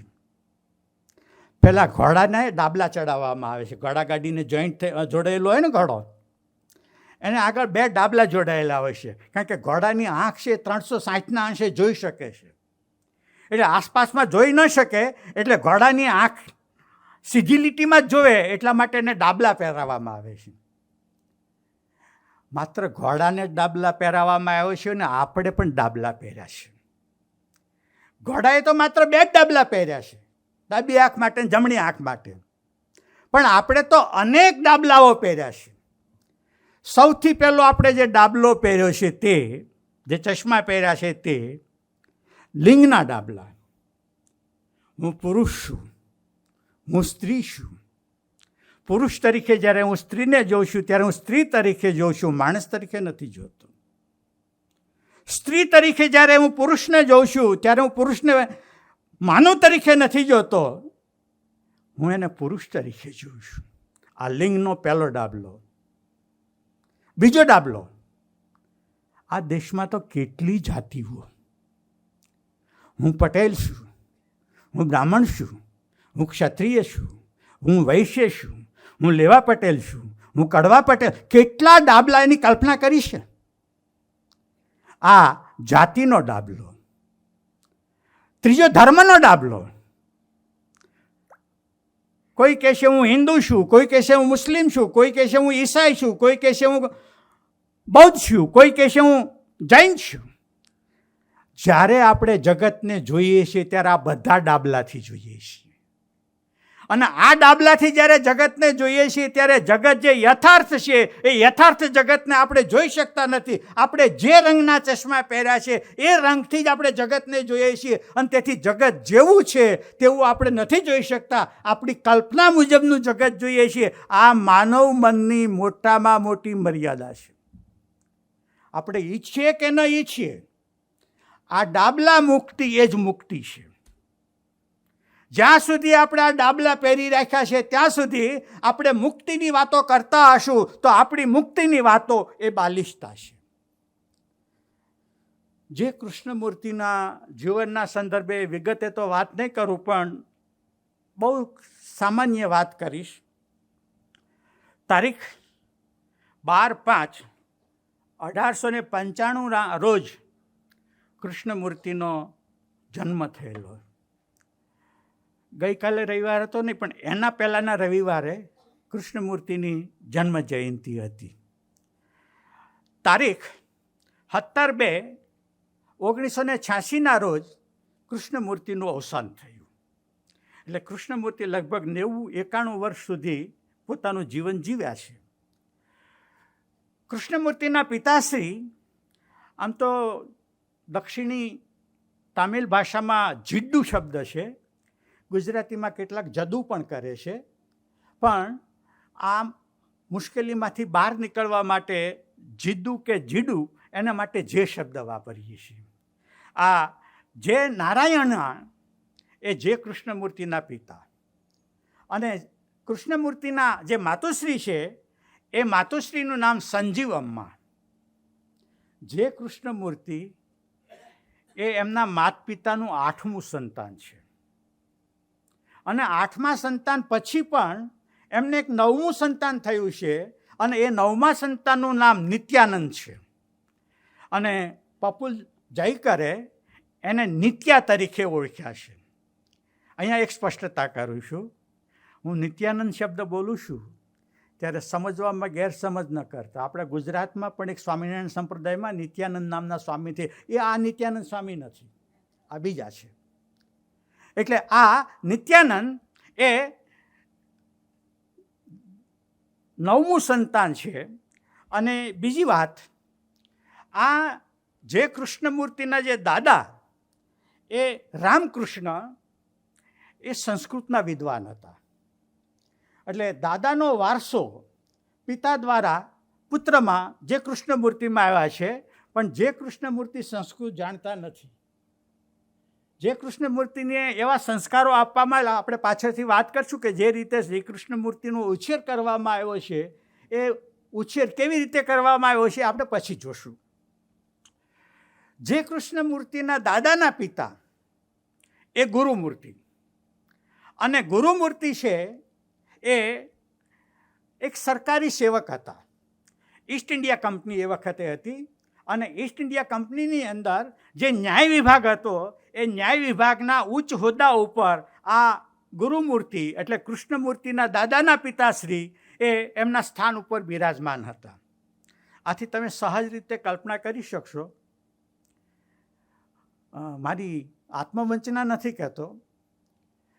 હું 1976માં મારા ગામડે જતો ત્યારે મારા ગામડાની અંદર મારા ઘરની અંદર ટોયલેટ ને બાથરૂમ નહોતા. આ 1815ની અંદર આ ઈસ્ટ ઇન્ડિયા કંપનીની અંદર ન્યાય વિભાગની અંદર એમના દાદા ઉચ્ચ હોદ્દા ઉપર બિરાજમાન હતા. એટલે એવરેજ આપણું જે ભારતીય પરિવાર છે એના કરતાં વધારે સુશિક્ષિત કહી શકાય એવો આ પરિવાર છે. બીજી વાત કે આ જે કૃષ્ણમૂર્તિ છે, જો આપણો વિરોધાભાસ, કૃષ્ણમૂર્તિ જ્ઞાતિના ડાબલાને દૂર કરવાની વાત કરે છે, અને આજે કૃષ્ણમૂર્તિ ઉપર જ્યારે હું બોલી રહ્યો છું ત્યારે મારે બોલવું જ પડે છે કે કૃષ્ણમૂર્તિ છે એ વેલાંદુ દક્ષિણ ભારતીય બ્રાહ્મણ હતા. આ વેલાંદુ દક્ષિણ ભારતીય બ્રાહ્મણ હતા, અને દક્ષિણ ભારતની અંદર આંધ્રપ્રદેશની અંદર ચિત્તૂર નામનો જિલ્લો, અને એ ચિત્તૂર નામના જિલ્લાની અંદર મદનપલ્લી નામનું જે ગામ, એ મદનપલ્લી ગામની અંદર આ જે કૃષ્ણમૂર્તિનો જન્મ થયેલો. પરિસ્થિતિ એવી હતી કે મોટો પરિવાર, જે કૃષ્ણમૂર્તિના પિતાશ્રી વય મર્યાદાને પરિણામે નિવૃત્ત થયા, એ વખતે એને 125 રૂપિયાનું પેન્શન મળતું હતું. એમના એક બેન પણ એમની સાથે રહેતા હતા. એને પરિણામે એ મર્યાદિત આવકની અંદર ઘર ચલાવવું થોડું કઠિન હતું. એટલે કૃષ્ણમૂર્તિ આમ તો થિયોસોફિકલ સોસાયટી સાથે થોડાક જોડાયેલા હતા, અવારનવાર જતા હતા. એટલે એ થિયોસોફિકલ સોસાયટીની પાસે એણે કંઈક કામની માગણી કરી કે તમે મને જો કામ આપો તો હું મારું ઘર સંસાર થોડુંક વ્યવસ્થિત રીતે ચલાવી શકું. પણ એ વખતે થિયોસોફિકલ સોસાયટીના જે સૂત્રધારો હતા અડિયારની અંદર, મદ્રાસની અંદર, કે આટલો મોટો પરિવાર આ કેમ્પસમાં આવે તો શાંતિનો ભંગ થાય. એટલે શરૂઆતમાં તો જે કૃષ્ણમૂર્તિના પિતાનો અસ્વીકાર થયો, પણ પાછળથી એ એમાં જોડાયા. અને આજે જે કૃષ્ણમૂર્તિ છે એ 8મું સંતાન હોવાને પરિણામે એનું નામ જે કૃષ્ણમૂર્તિ રાખવામાં આવ્યું. પણ પુપુલ જયકર આ કૃષ્ણના સંદર્ભે, જે કૃષ્ણમૂર્તિના સંદર્ભમાં 3 નામનો ઉપયોગ કરે છે. એક, જે કૃષ્ણમૂર્તિને બદલે ફક્ત કૃષ્ણ. 2, જે કૃષ્ણમૂર્તિને બદલે કૃષ્ણજી. અને આ જે કૃષ્ણમૂર્તિના જે ફૈબા હતા, જે એમના પરિવાર સાથે રહેતા હતા, અને કૃષ્ણમૂર્તિ એમને બહુ વાલા લાગતા હતા, એટલા માટે એમના ફૈબાએ એક હુલામણું નામ પાડેલું હતું જે કૃષ્ણમૂર્તિનું. અને એ જે કૃષ્ણમૂર્તિનું જે હુલામણું નામ હતું એ હુલામણું નામ દ્રોણાચારી હતું. જે કૃષ્ણમૂર્તિના કેટલા નામ થયા? વ્યવહાર માટે 4 નામ થયા. અને આ દ્રોણાચારી જે હતા, ત્યાર પછી આ જે કૃષ્ણમૂર્તિ જે છે એ અડિયારમાં રહેવાને માટે આવ્યા. અને એ વખતે સમુદ્ર કિના ઉપર બાળકૃષ્ણમૂર્તિ જ્યારે સમુદ્ર કિના ઉપર રેતીમાં રમતા હતા, નદીમાં સ્નાન કરતા હતા, એ વખતે એની બેસન્ટના સંપર્કમાં આ કૃષ્ણમૂર્તિ આવ્યા. અને કૃષ્ણમૂર્તિને આ એની બેસન્ટે સ્વીકાર્યા. લગભગ આપણી ભાષામાં કહીએ તો દત્તક લીધા. અને જે કૃષ્ણમૂર્તિને થિયોસોફિકલ સોસાયટી મુજબ એને સંસ્કારિત કરવા માટેનો કૃત્રિમ પ્રયાસ કરવામાં આવ્યો કે જેથી કરીને એ જે કૃષ્ણ મૂર્તિમાં અથવા જે કૃષ્ણના માધ્યમથી આપણે જેને ઈશ્વર કહીએ છીએ એ ઈશ્વરને થિયોસોફિકલ સોસાયટી ભગવાન મૈત્રેય તરીકે ઓળખે છે. ભગવાન મૈત્રેય કૃષ્ણમૂર્તિના માધ્યમથી આવિર્ભૂત થાય અને જગતને માર્ગદર્શન આપે એવી થિયોસોફિકલ સોસાયટીની જે માન્યતા હતી એ માન્યતાને આધારે આ કૃષ્ણમૂર્તિને દત્તક લેવામાં આવ્યા છે. અને દત્તક લીધા પછી જે કૃષ્ણમૂર્તિએ ફોર્મલ એજ્યુકેશન થોડુંક પ્રાથમિક શિક્ષણ લીધું છે, પણ પછી આ એની બેસન્ટ અને આલ્કોટ જે બંનેએ આ કૃષ્ણમૂર્તિને શિક્ષણ આપવાનું કામ કર્યું છે, એણે જે કૃષ્ણમૂર્તિને થિયોસોફિકલ સોસાયટીના સંસ્કાર મુજબ શિક્ષણ આપવાનું કામ કર્યું છે. હવે આ થિયોસોફિકલ સોસાયટી આ સંસ્થા છે શું? આ સંસ્થાનો થોડોક પરિચય હું તમને આપું છું. એ પરિચય થોડોક સમજવા જેવો છે. થિયોસોફી શબ્દ મૂળ તો અંગ્રેજીમાં છે. કેટલાક ગુજરાતી વિદ્વાનોએ આ થિયોસોફી શબ્દનું જે ગુજરાતીકરણ કર્યું છે એનું કેટલાકે અગમ્યવાદ એવું થિયોસોફીનું ગુજરાતી કર્યું છે. કેટલાક લોકોએ ગૂઢવાદ એવું પણ એનું ગુજરાતી કર્યું છે. કેટલાક લોકોએ એને અપરોક્ષાનુભૂતિવાદ એવું પણ એનું ગુજરાતીકરણ કર્યું છે. કેટલાક લોકોએ એને અધ્યાત્મવાદ તરીકે પણ એનું ગુજરાતીકરણ કર્યું છે. કેટલાક લોકોએ પરાવિદ્યા તરીકે પણ થિયોસોફીનું ગુજરાતીકરણ કર્યું છે. લેટિન ભાષામાં મિસ્ટેસ શબ્દ છે અને મિસ્ટેસ શબ્દ ઉપરથી મિસ્ટિસિઝમ શબ્દ બન્યો છે, જેને આપણે રહસ્યવાદ કહીએ છીએ. એ રહસ્યવાદનું અંગ્રેજી નામ છે મિસ્ટિસિઝમ. અને આ મિસ્ટિસિઝમનું જે ગુજરાતી થાય છે તે ગૂઢ અને માર્મિક વિદ્યાને માટે જે દીક્ષા લેવી, દીક્ષિત થવું, એનું નામ આ મિસ્ટિસિઝમ છે. હવે આ જે થિયોસોફી છે એ હકીકતમાં છે શું? અહીંયા આપણે ગુજરાતમાં એક ખેડૂતો પ્રયોગ કરે છે. અલબત્ત આ પ્રયોગની વાત આ પુસ્તકમાં નથી કરી, પણ હું આ વાતને સરળ બનાવવા માટે આ ઉદાહરણને હું ઉપયોગમાં લઉં છું કે દેશી આંબાની ગોઠલી હોય એને ઉગાડવામાં આવે અને એ દેશી આંબાના ગોઠલાના છોડ ઉપર કેસર કેરીની કલમ ચડાવવામાં આવે અને દેશી આંબાના થડિયા ઉપર કેસર કેરી લે એને આપણે કલમ કહીએ છીએ. આ થિયોસોફિકલ સોસાયટી એ માનવજાતમાં જે વિવિધ પ્રયોગો થયેલા એ વિવિધ પ્રયોગોમાં કલમ કરવામાં આવી છે. એ વિવિધ પ્રયોગો ક્યાં ક્યાં? 3 પ્રયોગો આ થિયોસોફિકલ સોસાયટીમાં પાયામાં છે. એક તો ગૂઢવાદ, રહસ્યવાદ. આ રહસ્ય શબ્દ અને અજ્ઞાત શબ્દ આ બે પર્યાયવાચી શબ્દો નથી. આજે જે અજ્ઞાત હોય તે આવતીકાલે જ્ઞાત થઈ શકે છે. આજથી 50 વર્ષ પહેલાં આપણે સોલાર ઉર્જાને જાણતા નહોતા, પણ આજે આપણે સોલાર ઉર્જાથી ગાડી ચલાવતા થઈ ગયા છીએ. ભૂતકાળમાં જે અજ્ઞાત હતું પણ અત્યારે જ્ઞાત થયું. અજ્ઞાત અને રહસ્ય બે પર્યાયવાચી શબ્દો નથી. રહસ્ય ક્યારેય ઉદ્ઘાટિત થઈ શકતું નથી. રહસ્યમાં કોઈ માણસ ડૂબકી મારે તો રહસ્યમાં તો એ ડૂબી જાય છે, પણ રહસ્ય તો રહસ્ય જ રહે છે. કોઈ તરણવીર સમુદ્રમાં ડૂબકી મારે તો એ સમુદ્રમાં ડૂબી શકે છે, પણ એનો અર્થ એવો નથી થતો કે એ તરુણ એ સમુદ્રના રહસ્યને પામી ગયો. રહસ્ય જ રહે છે. તો આ પહેલો જે પશ્ચિમમાં જે રહસ્યવાદ છે એ રહસ્યવાદની પાયાની 3 વસ્તુ છે. યાજ્ઞિક સાહેબ, રહસ્યવાદ ઉપર પણ એક વાર્તાલાપ ગોઠવવા જેવો છે. ક્યારેક કોઈ યોગ્ય પ્રમાણભૂત વક્તા મળી શકે તો આ રહસ્યવાદ ઉપર વાત કરવા જેવી છે. આપણા મનુષ્યના શરીરના 3 સ્તરો છે. એક ભૌતિક શરીર જે આપણું પંચમહાભૂતોનું બનેલું છે. બીજું મસ્તિષ્ક, આપણું વૈચારિક શરીર. અને ત્રીજું આપણું ભાવનાત્મક શરીર, લાગણીનું શરીર. આ 3 શરીરો. આપણી પાસે કેટલા શરીરો છે?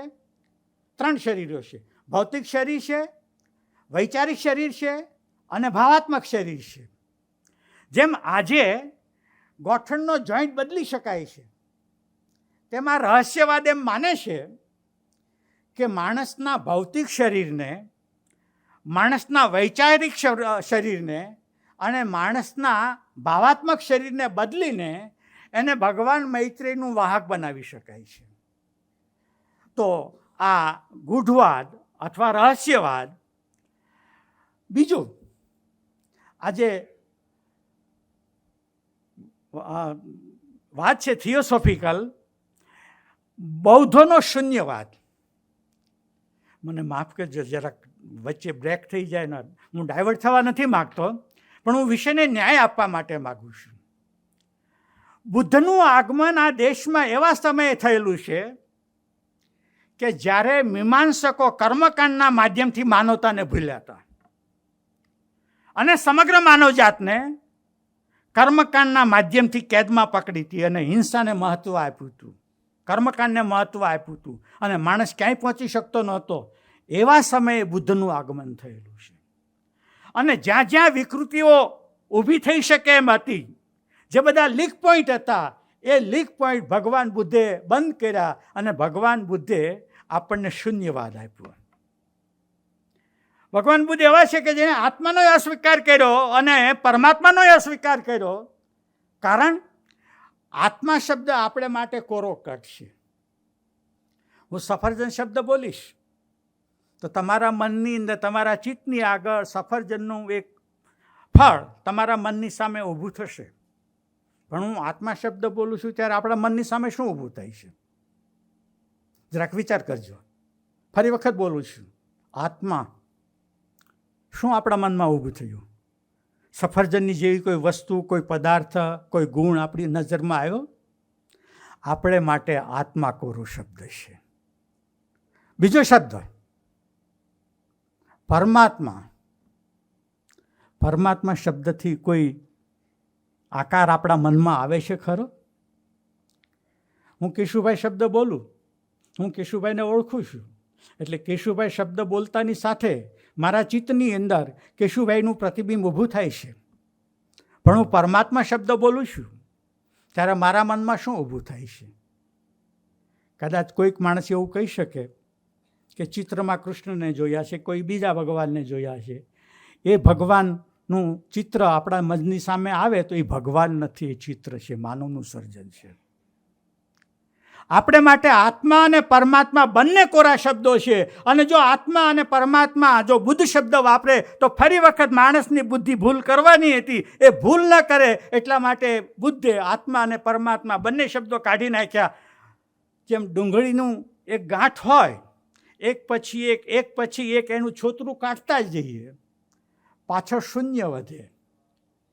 આ વિચાર, લાગણીઓ, ભાવના, માન્યતાઓ, ધારણાઓ, કલ્પનાઓ, આ બધું દૂર કરતા જઈએ, પાછળ જે વધે છે શૂન્ય વધે છે અને શૂન્ય એ પરમાત્મા છે. આ બૌદ્ધોનો શૂન્યવાદ. જે થિયોસોફિકલ સોસાયટી છે એ 3 રસાયણોનું સમન્વય છે: રહસ્યવાદ, બૌદ્ધોનો શૂન્યવાદ અને ત્રીજો વેદાંતિઓનો બ્રહ્મવાદ. આ 3 સંસ્થાઓનું સંમિશ્રણ કરીને એ રસાયણમાંથી જે પુષ્પ આવ્યું, એ પુષ્પનું નામ છે જે કૃષ્ણમૂર્તિ. જે કૃષ્ણમૂર્તિ નથી ભારતીય, નથી અમેરિકન, નથી યુરોપિયન. જે કૃષ્ણમૂર્તિ નથી હિન્દુ, નથી મુસ્લિમ, નથી શીખ, નથી ઈસાઈ. જે કૃષ્ણમૂર્તિ કહે છે હું માત્ર માણસ છું. જે કૃષ્ણમૂર્તિને નજર સામે રાખીને જો કહેવાનું હોય તો જે કૃષ્ણમૂર્તિની આકાંક્ષા કઈ છે? જે કૃષ્ણમૂર્તિની આકાંક્ષા છે વિશેષણ વગરનો માનવ, વિશેષણ વગરનો ધર્મ, વિશેષણ વિનાની સંસ્કૃતિ. આ જે કૃષ્ણમૂર્તિનો આગ્રહ છે અને માનવજાતના વિશ્વવ્યાપી બંધુત્વની ભાવનાને ચરિતાર્થ કરવાને માટે આ સિદ્ધાંત ઉપર આધારિત થયેલી જે આધ્યાત્મિક સંસ્થા છે એ સંસ્થાનું નામ છે થિયોસોફિકલ સોસાયટી. હવે 2 શબ્દો ઉપર નીચે આવું છું. મને માફ કરજો, હું વાર્તા નહીં કહી શકું તમને. મારે શુદ્ધ તત્વજ્ઞાન જ તમને કહેવાનું છે અને એ તત્વજ્ઞાન દ્વારા આપણે આપણી જાતને જ ઓળખવાની છે. તમે મને પ્રશ્ન પૂછશો કે ધર્મ અને અધ્યાત્મમાં તફાવત શું? સામાન્ય રીતે આપણે તો બકરીને અને ગાયને બેયને સમાન જ માનીએ છીએ. આપણી દ્રષ્ટિએ ધર્મ એટલે અધ્યાત્મ ને અધ્યાત્મ એટલે ધર્મ. આ આપણી સામાન્ય માણસની વ્યવહારિકતા છે. કૃષ્ણમૂર્તિ એમ કહે છે કે ધર્મ અંતે એ વિભાજક પરિબળ છે. વ્યાખ્યા સ્વીકારવી થોડી કઠિન છે. શું કહે છે કૃષ્ણમૂર્તિ? ધર્મ અંતે એ વિભાજક પરિબળ છે અને અધ્યાત્મ એ સંયોજક પરિબળ છે. સાંભળવું થોડું કડવું લાગશે, પણ હું નિખાલસતાથી હિંમતથી બોલીશ. હું જ્યારે મારી જાતને હિન્દુ તરીકે ઓળખું છું ત્યારે મારી જાતમાં મુસ્લિમ આવે છે ખરો? મારી જાતમાં ઈસાઈ આવે છે ખરો? મારી જાતમાં બૌદ્ધ આવે છે ખરો? મારી જાતમાં જૈન આવે છે ખરો? ધર્મે અંતે કર્યું શું? ધર્મે અંતે માણસના ભાગલા પડ્યા છે. આજની વર્તમાન સમયની હિંસાના પાયામાં શું છે? રાજનીતિ છે કે ધર્મ છે? આ વિશ્વે ધર્મને નામે જેટલા યુદ્ધો જોયા છે એટલા યુદ્ધો રાજનીતિને નામે નથી થયા. જે કૃષ્ણમૂર્તિ કહે છે ધર્મ વિભાજક પરિબળ છે. અધ્યાત્મ શું છે? અધ્યાત્મ એ સંયોજક પરિબળ છે અને સંયોજક પરિબળ હોવાને નાતે આપણે ધર્મને અતિક્રમીને આપણે અધ્યાત્મની અંદર પ્રવેશ કરવાનો છે. આ જે થિયોસોફિકલ સોસાયટી હતી એ થિયોસોફિકલ સોસાયટીની જે સ્થાપના છે એ સ્થાપના 2 મહાપુરુષોએ કરી છે. એકનું નામ છે મહાત્મા મૌર્ય, જેને થિયોસોફિકલ સોસાયટીમાં મહાત્મા એમ તરીકે ઓળખવામાં આવે છે. નામ છે મહાત્મા મૌર્ય. અને બીજા જે છે તે આ થિયોસોફિકલ સોસાયટીના જે સ્થાપક છે એ મહાત્મા કુથુમી. મહાત્મા કુથુમી એ કાશ્મીરી બ્રાહ્મણ હતા અને આ મહાત્મા કુથુમી છે એ મહાત્મા કુથુમી એ કાશ્મીરી બ્રાહ્મણ હતા અને આ બંનેએ થઈને આ થિયોસોફિકલ સોસાયટીની સ્થાપના કરી છે. અને બીજી વાત કે આ મેડમ હેલેના પેત્રોવાના બ્લાવાત્સ્કી આ એક બહુ મોટી વીરાંગના છે. આ પુસ્તકની અંદર તો મેડમ હેલેનાનો માત્ર નામનો ઉલ્લેખ છે. એથી વધારે કંઈ મેડમ હેલેનાનો ઉલ્લેખ પુસ્તકમાં નથી. પણ મારી જિજ્ઞાસા હતી એટલે મેં થોડુંક ગૂગલ ગુરુને શરણે ગયો અને આ મેડમ હેલેનાને જાણવા માટેનો પ્રયાસ કર્યો. એક મહાન વીરાંગના છે. એ સમયની અંદર આ મેડમ હેલેના મૂળભૂત રીતે રશિયનમાં જન્મેલા બેન. રશિયાથી યુરોપમાં, યુરોપથી અમેરિકામાં, અમેરિકામાંથી ભારતમાં, બોમ્બેમાં, મદ્રાસમાં, કાશ્મીરમાં, તિબેટમાં આખી દુનિયા ફરી ચૂકેલી આ પરિવ્રાજિકાબાઈ છે. અને એણે આ થિયોસોફિકલ સોસાયટીની જે સ્થાપના છે એ સ્થાપના કરેલી. અને એની સાથે એક કર્નલ નામ છે સ્ટીલ ઓલકોટ. આ અમેરિકન નાગરિકત્વ છે અને માનસ સંશોધક હતા. આ જે મેડમ હેલેના છે એ જ્યારે યુરોપમાં હતા ત્યારે 1873માં આ મેડમ હેલેનાના ગુરુએ એમને એક એવી સૂચના આપેલી કે અમેરિકાની અંદર કર્નલ સ્ટીલ છે ઓલકોટ, તમે એને મળો. અને આ બેન અમેરિકા ગયા અને 1875 સુધીમાં આ બંને મહામાનવોએ મળીને અમેરિકાની અંદર થિયોસોફિકલ સોસાયટીના સર્જન માટેના બીજ રોપી દીધા હતા. અને પછી એ મુંબઈ આવ્યા. મુંબઈમાં આવ્યા પછી એવું લાગ્યું કે મુંબઈની અંદર થિયોસોફિકલ સોસાયટીનો આશય ક્લિયર થઈ શકે એમ નથી. તેથી લંકા ગયા, સિલોન ગયા અને ત્યાં બંનેએ બૌદ્ધ ધર્મનો અંગીકાર કર્યો અને બૌદ્ધ ધર્મનો અંગીકાર કર્યા પછી સિલોનથી પાછા મદ્રાસ અડિયારમાં આવ્યા અને અડિયારની અંદર એણે આ થિયોસોફિકલ સોસાયટીની સ્થાપના કરી અને આ રીતે થિયોસોફિકલ સોસાયટી અસ્તિત્વમાં આવી. અને આ રીતે થિયોસોફિકલ સોસાયટી, હવે હું પાછો ફરી વખત આપણા ચરિત્રના નાયક ઉપર આવું છું.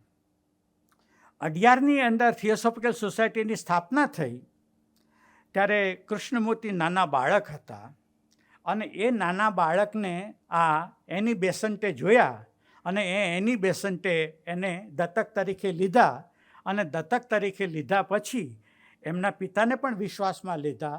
જે પ્રાઇમરી શિક્ષણ હતું, ઔપચારિક શિક્ષણ, એ પણ બંધ કરાવ્યું અને પછી એને આગળ વધ્યા, યુરોપમાં લઈ ગયા અને અંતે એક સ્થિતિ એવી આવે છે કે સ્વયં શ્રી કૃષ્ણ જે કૃષ્ણમૂર્તિ પોતે આ થિયોસોફિકલ દ્વારા જે આપવામાં આવેલું શિક્ષણની જે મર્યાદાઓ હતી અને એનો એ અસ્વીકાર કરે છે. થિયોસોફિકલ સોસાયટીને વિસર્જન કરી નાખવાની વાત કરે છે. આવી રીતે આ થિયોસોફિકલ સોસાયટીની અંદર કૃષ્ણમૂર્તિ આવ્યા અને કૃષ્ણમૂર્તિ થિયોસોફિકલ સોસાયટીમાંથી મુક્ત થયા. હવે આ જે એની બેસન્ટ છે એ એની બેસન્ટ બહુ અગત્યનું પાત્ર છે. આપણે હોમ રૂલ લીગના સ્થાપક તરીકે તો એની બેસન્ટને ઓળખીએ છીએ. યુરોપમાં જન્મેલા છે. તમને ચમત્કાર લાગશે, 1917માં એ કોંગ્રેસના પ્રમુખ બને છે, એની બેસન્ટ. અને 1917નો સમયગાળો, હું જો ઇતિહાસમાં જવા જઈશ તો મારી આગળની વાત હું રોકી જઈશ. એટલે 1915માં મહાત્મા ગાંધી ભારતમાં આવે છે અને ગોપાલકૃષ્ણ ગોખલેની સૂચનાથી મહાત્મા ગાંધીને ગોપાલકૃષ્ણ ગોખલે સૂચના આપે છે કે ભાઈ, તું મહેરબાની કરીને ભારતમાં કામ કરવાની ઉતાવળ નહીં કરતો. એક વર્ષ તું મોઢું બંધ રાખ, આંખો ખુલ્લી રાખ અને તું ભારતનું પરિભ્રમણ કરી લે. અને ગાંધીએ એ 1915 અને 16માં સમગ્ર ભારતનું પરિભ્રમણ કર્યું. પણ એક વાત તરફ ઇશારો કરું છું. એ વખતે હરિદ્વારની અંદર કુંભ મેળો ભરાયેલો અને ગાંધીને આશા હતી કે મને આ દેશની સમસ્યામાંથી મુક્તિ મેળવવા માટેની પ્રેરણા મને કુંભના મેળામાંથી મળશે. મહાત્મા ગાંધી 3 દિવસ સુધી કુંભના મેળામાં રોકાણા છે. ગાંધીજી ભયંકર નિરાશ થયા છે. કુંભના મેળાને 3 દિવસ રોકાયા પછી હું આ ભારત દેશની જે સમસ્યાનું સમાધાન મેળવવા માટે પ્રયાસ કરું છું એની પ્રેરણા મને કુંભના મેળામાંથી મળવાની નથી. એટલે કુંભનો મેળો ગાંધીજીએ છોડી દીધો છે.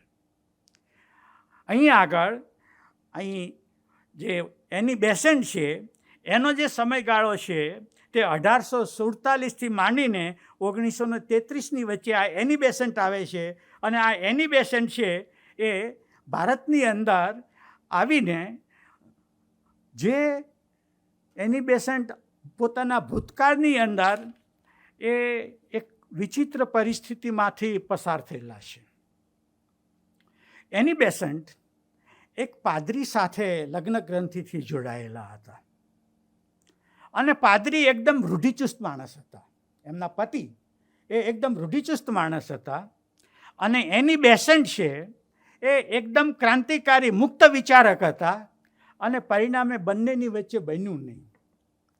બંનેએ છૂટાછેડા લીધા અને છૂટાછેડા લીધા ત્યારે એ વખતના બ્રિટનના કાયદા અનુસાર એને 2 સંતાનો હતા અને એ 2 સંતાનોની માગણી એની બેસન્ટે કોર્ટની આગળ કરેલી. પણ એ વખતના કાયદાને અનુસાર કોર્ટે એ 2 સંતાનો એની બેસન્ટને ન આપ્યા, એના ભૂતપૂર્વ પતિને 2 બાળકો આપ્યા અને એની બેસન્ટ દુઃખી થયા. એવી કઈ માતા હોય કે જે પોતાના 2 બાળકોને છોડવા તૈયાર થાય? એની બેસન્ટ ખૂબ દુઃખી થયા છે. અને એ દુઃખી થયા પછી એની બેસન્ટ એ ડાયવર્ટ થાય છે. જે એની બેસન્ટ ભોગવાદ તરફ અથવા તો અનાત્મવાદ તરફ હતા એ એની બેસન્ટ એ ધર્મ તરફ, રહસ્યવાદ તરફ વળ્યા અને એ વખતે 42 વર્ષની ઉંમરે એની બેસન્ટે મેડમ હેલેનાનો ગુપ્ત સિદ્ધાંત વાંચેલો અને એ ગુપ્ત સિદ્ધાંતને વાંચ્યા પછી એમણે આખા પોતાના જીવનનું પરિવર્તન થયું અને એ પરિવર્તન ભૌતિકતા તરફથી અધ્યાત્મ તરફ આગળ વધ્યું. આ કૃષ્ણમૂર્તિ. હવે સમય બહુ ઓછો છે, માત્ર થોડીક જ વાત તમારી સાથે કહીશ, પછી આપણે પ્રશ્નોત્તરી કરશું. તમારા મનમાં એક પ્રશ્ન ઊભો થશે કે કૃષ્ણમૂર્તિનું દર્શન શું? શંકરાચાર્યએ જેમ અદ્વૈતવાદનો પ્રચાર કર્યો તો શંકરાચાર્યનું દર્શન અદ્વૈતવાદ છે. તો આ જે કૃષ્ણમૂર્તિનું જે દર્શન છે એ કયું દર્શન છે? એ દર્શનના સંદર્ભે 1929ની અંદર ઓમેનની અંદર એક આંતરરાષ્ટ્રીય થિયોસોફિકલ સોસાયટીનું સંમેલન મળેલું હતું.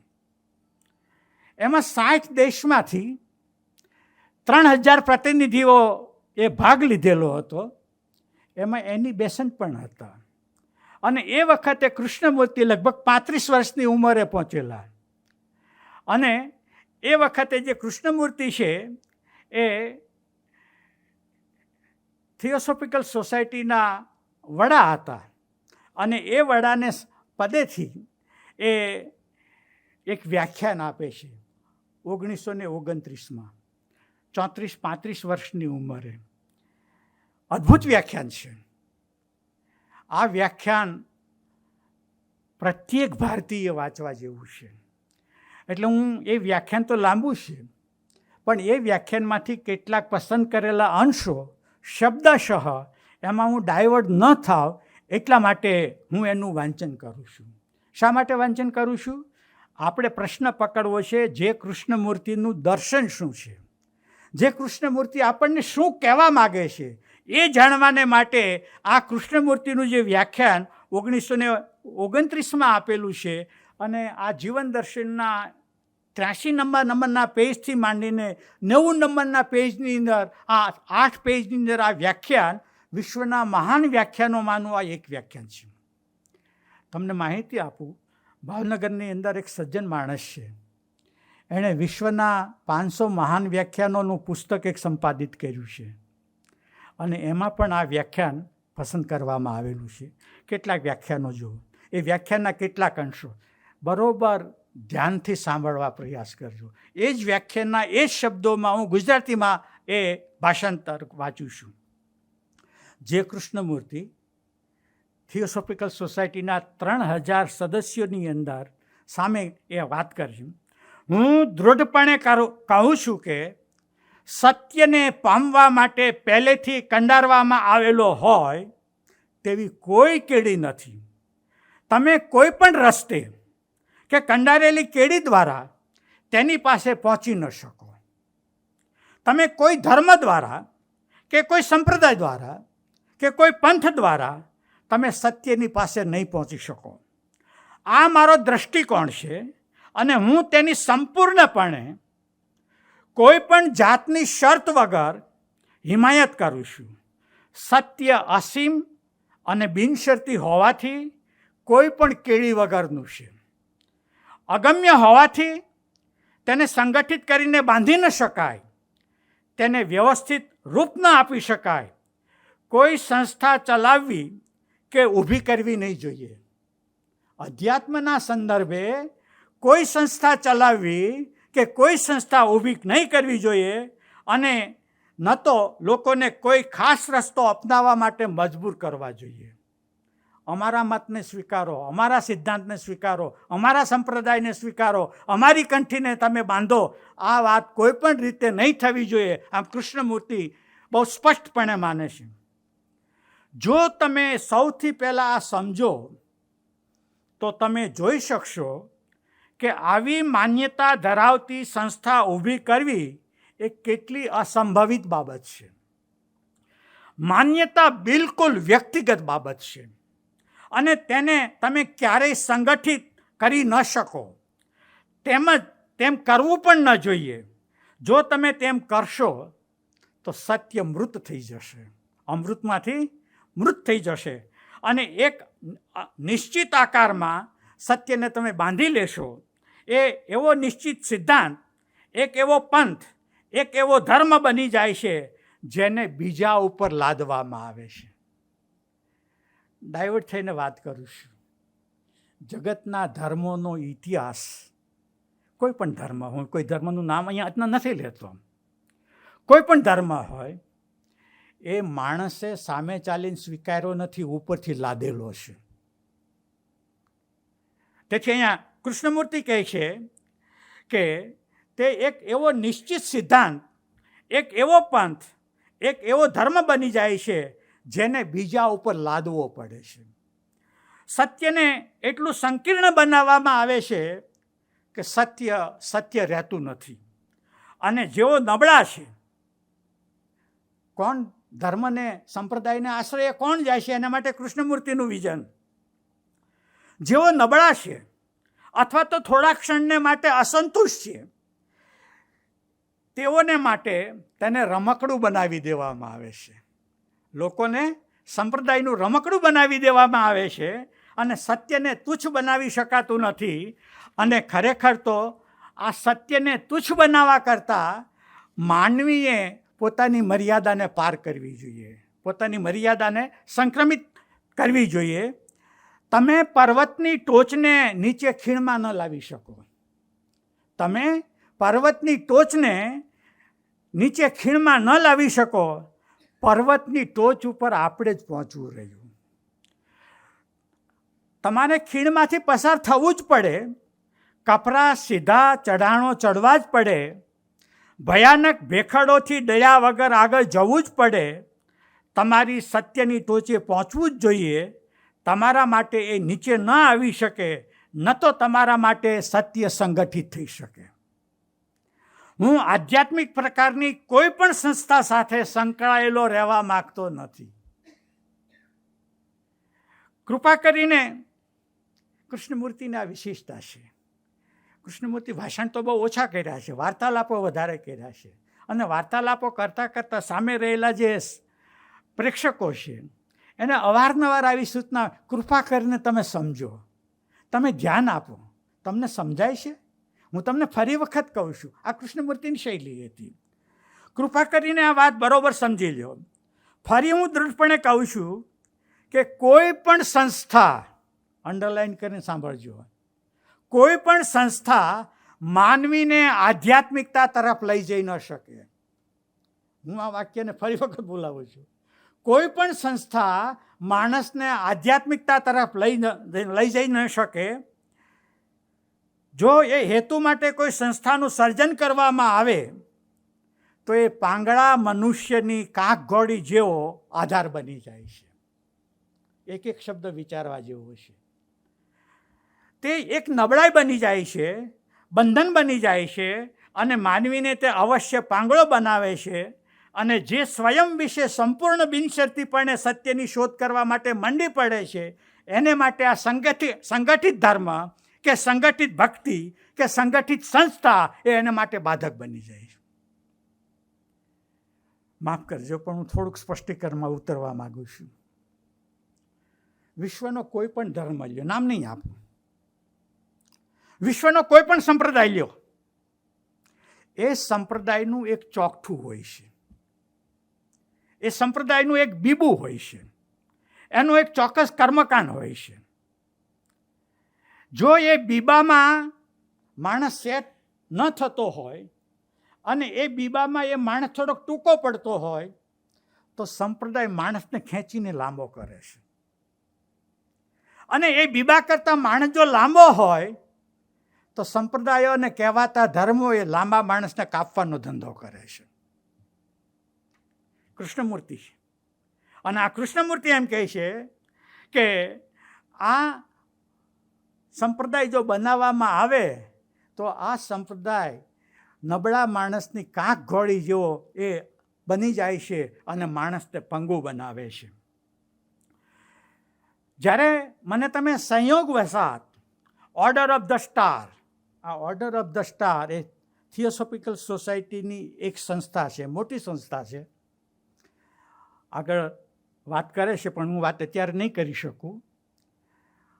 કૃષ્ણમૂર્તિ એમ કહે છે કે આ નાનું એવું કામ છે. ઓર્ડર ઓફ ધ સ્ટાર અને થિયોસોફિકલ સોસાયટીનું જે કામ છે એ નાનું એવું કામ છે. અને જ્યારે બોલી રહ્યા છે ત્યારે થિયોસોફિકલ સોસાયટી 60 દેશમાં પ્રસરેલી છે. 400 કરતાં વધારે કેન્દ્રો છે અને 60,000 કરતાં વધારે એના કૃતિશીલ સભ્યો છે. અને અત્યારે જે સભામાં બોલી રહ્યા છે એમાં આંતરરાષ્ટ્રીય ભૂમિકાના 3,000 માણસો ભેગા થયેલા છે. અને 3,000 માણસોની સામે આ કૃષ્ણમૂર્તિ કહે છે કે આ સંયોગ વસાત મને જે ઓર્ડર ઓફ ધ સ્ટારનો વડા બનાવવામાં આવ્યો છે તેને હું વેખેરી નાખવા માટે નમ્ર ભાવે મેં નિર્ણય લીધેલો છે. હું આ સંપ્રદાયને, આ સંસ્થાને, આ મર્યાદાને હું વેખેરી નાખવા માગું છું. અને એના આ નિર્ણય લેવા માટે મને કોઈએ બળજબરી કરી નથી. મારી પાસે બળ વાપરીને કોઈ નિર્ણય કરાવવામાં આવ્યો નથી કે મને કોઈ સમજાવવામાં આવ્યો નથી. પણ હું મારી સમજદારીથી એમ કહું છું કે આ star, order of the star જે છે એને વિખેરી નાખો, અને વિખેરાઈ ગઈ છે. કૃષ્ણમૂર્તિ એમ કહે છે આ કોઈ મોટું કાર્ય નથી, કારણ કે મારે કોઈ અનુયાયીઓ જોતા નથી. મારા કહેવાનો એ જ અર્થ છે કે જે ક્ષણે તમે કોઈને અનુસરો છો, જે ક્ષણે તમે કોઈને અનુસરો છો ત્યારે તમે સત્યનું અનુસરણ કરતાં અટકી જાઓ છો. તમે અંધાનુકરણ કરવા લાગો છો. તેના પર તમે ધ્યાન આપો છો કે નહીં? હું જે અત્યારે બોલી રહ્યો છું તેના ઉપર તમે ધ્યાન આપો છો કે નહીં એની સાથે મારે કોઈ નિસ્બત નથી. હું વિશ્વમાં ચોક્કસ કામ કરવા માટે આવ્યો છું અને તે નિશ્ચિતપણે હું કરીશ. એક પેરેગ્રાફ આપણા બધાના ઘરની અંદર, એક ડ્રોઈંગ રૂમની અંદર આ પેરેગ્રાફ લખી રાખવા જેવો છે. જો આપણે આપણી જાતને આધુનિક માનવ તરીકે ઓળખાવા માગતા હોઈએ તો આધુનિક માનવ કેવો હોય, કૃષ્ણમૂર્તિના દર્શનની અંદર અદ્ભુત પેરેગ્રાફ છે. કૃષ્ણમૂર્તિ કહે છે હું મુક્ત છું, હું ગ્રંથિ રહિત છું, હું અખંડ છું. તે કારણે હું આંશિક નથી, હું કોઈ સાથે સંબંધિત નથી, પરંતુ અખંડ સત્ય એટલે કે શાશ્વત છું. માણસ શરીરધારી હોવા છતાંય અખંડ સત્યને ધારણ કરી શકે છે. હું ઈચ્છું છું કે જેઓ મને સમજવા માગતા હોય અથવા જે મનુષ્ય મુક્ત થવા માગતા હોય તે મને અનુસરીને નહીં, મારા વિચારોનું ધર્મ જેવું પિંજરું બનાવીને નહીં કે સંપ્રદાય બનાવીને નહીં, એને બદલે તેઓ બધી જાતના ભયમાંથી મુક્તિ મેળવે અને ધર્મના ભયમાંથી મુક્ત બને. જેમ કોઈ કલાકાર ચિત્ર દોરે અને કારણ વગર ચિત્ર દોરે છે અને ચિત્ર દોરવામાં એને આનંદ આવે છે કારણ કે એની અભિવ્યક્તિ છે, એની ભવ્યતા છે. તે જ રીતે હું બોલું છું અને આ જ રીતે હું મારા જીવનના કર્મો કરી રહ્યો છું. આ કૃષ્ણમૂર્તિની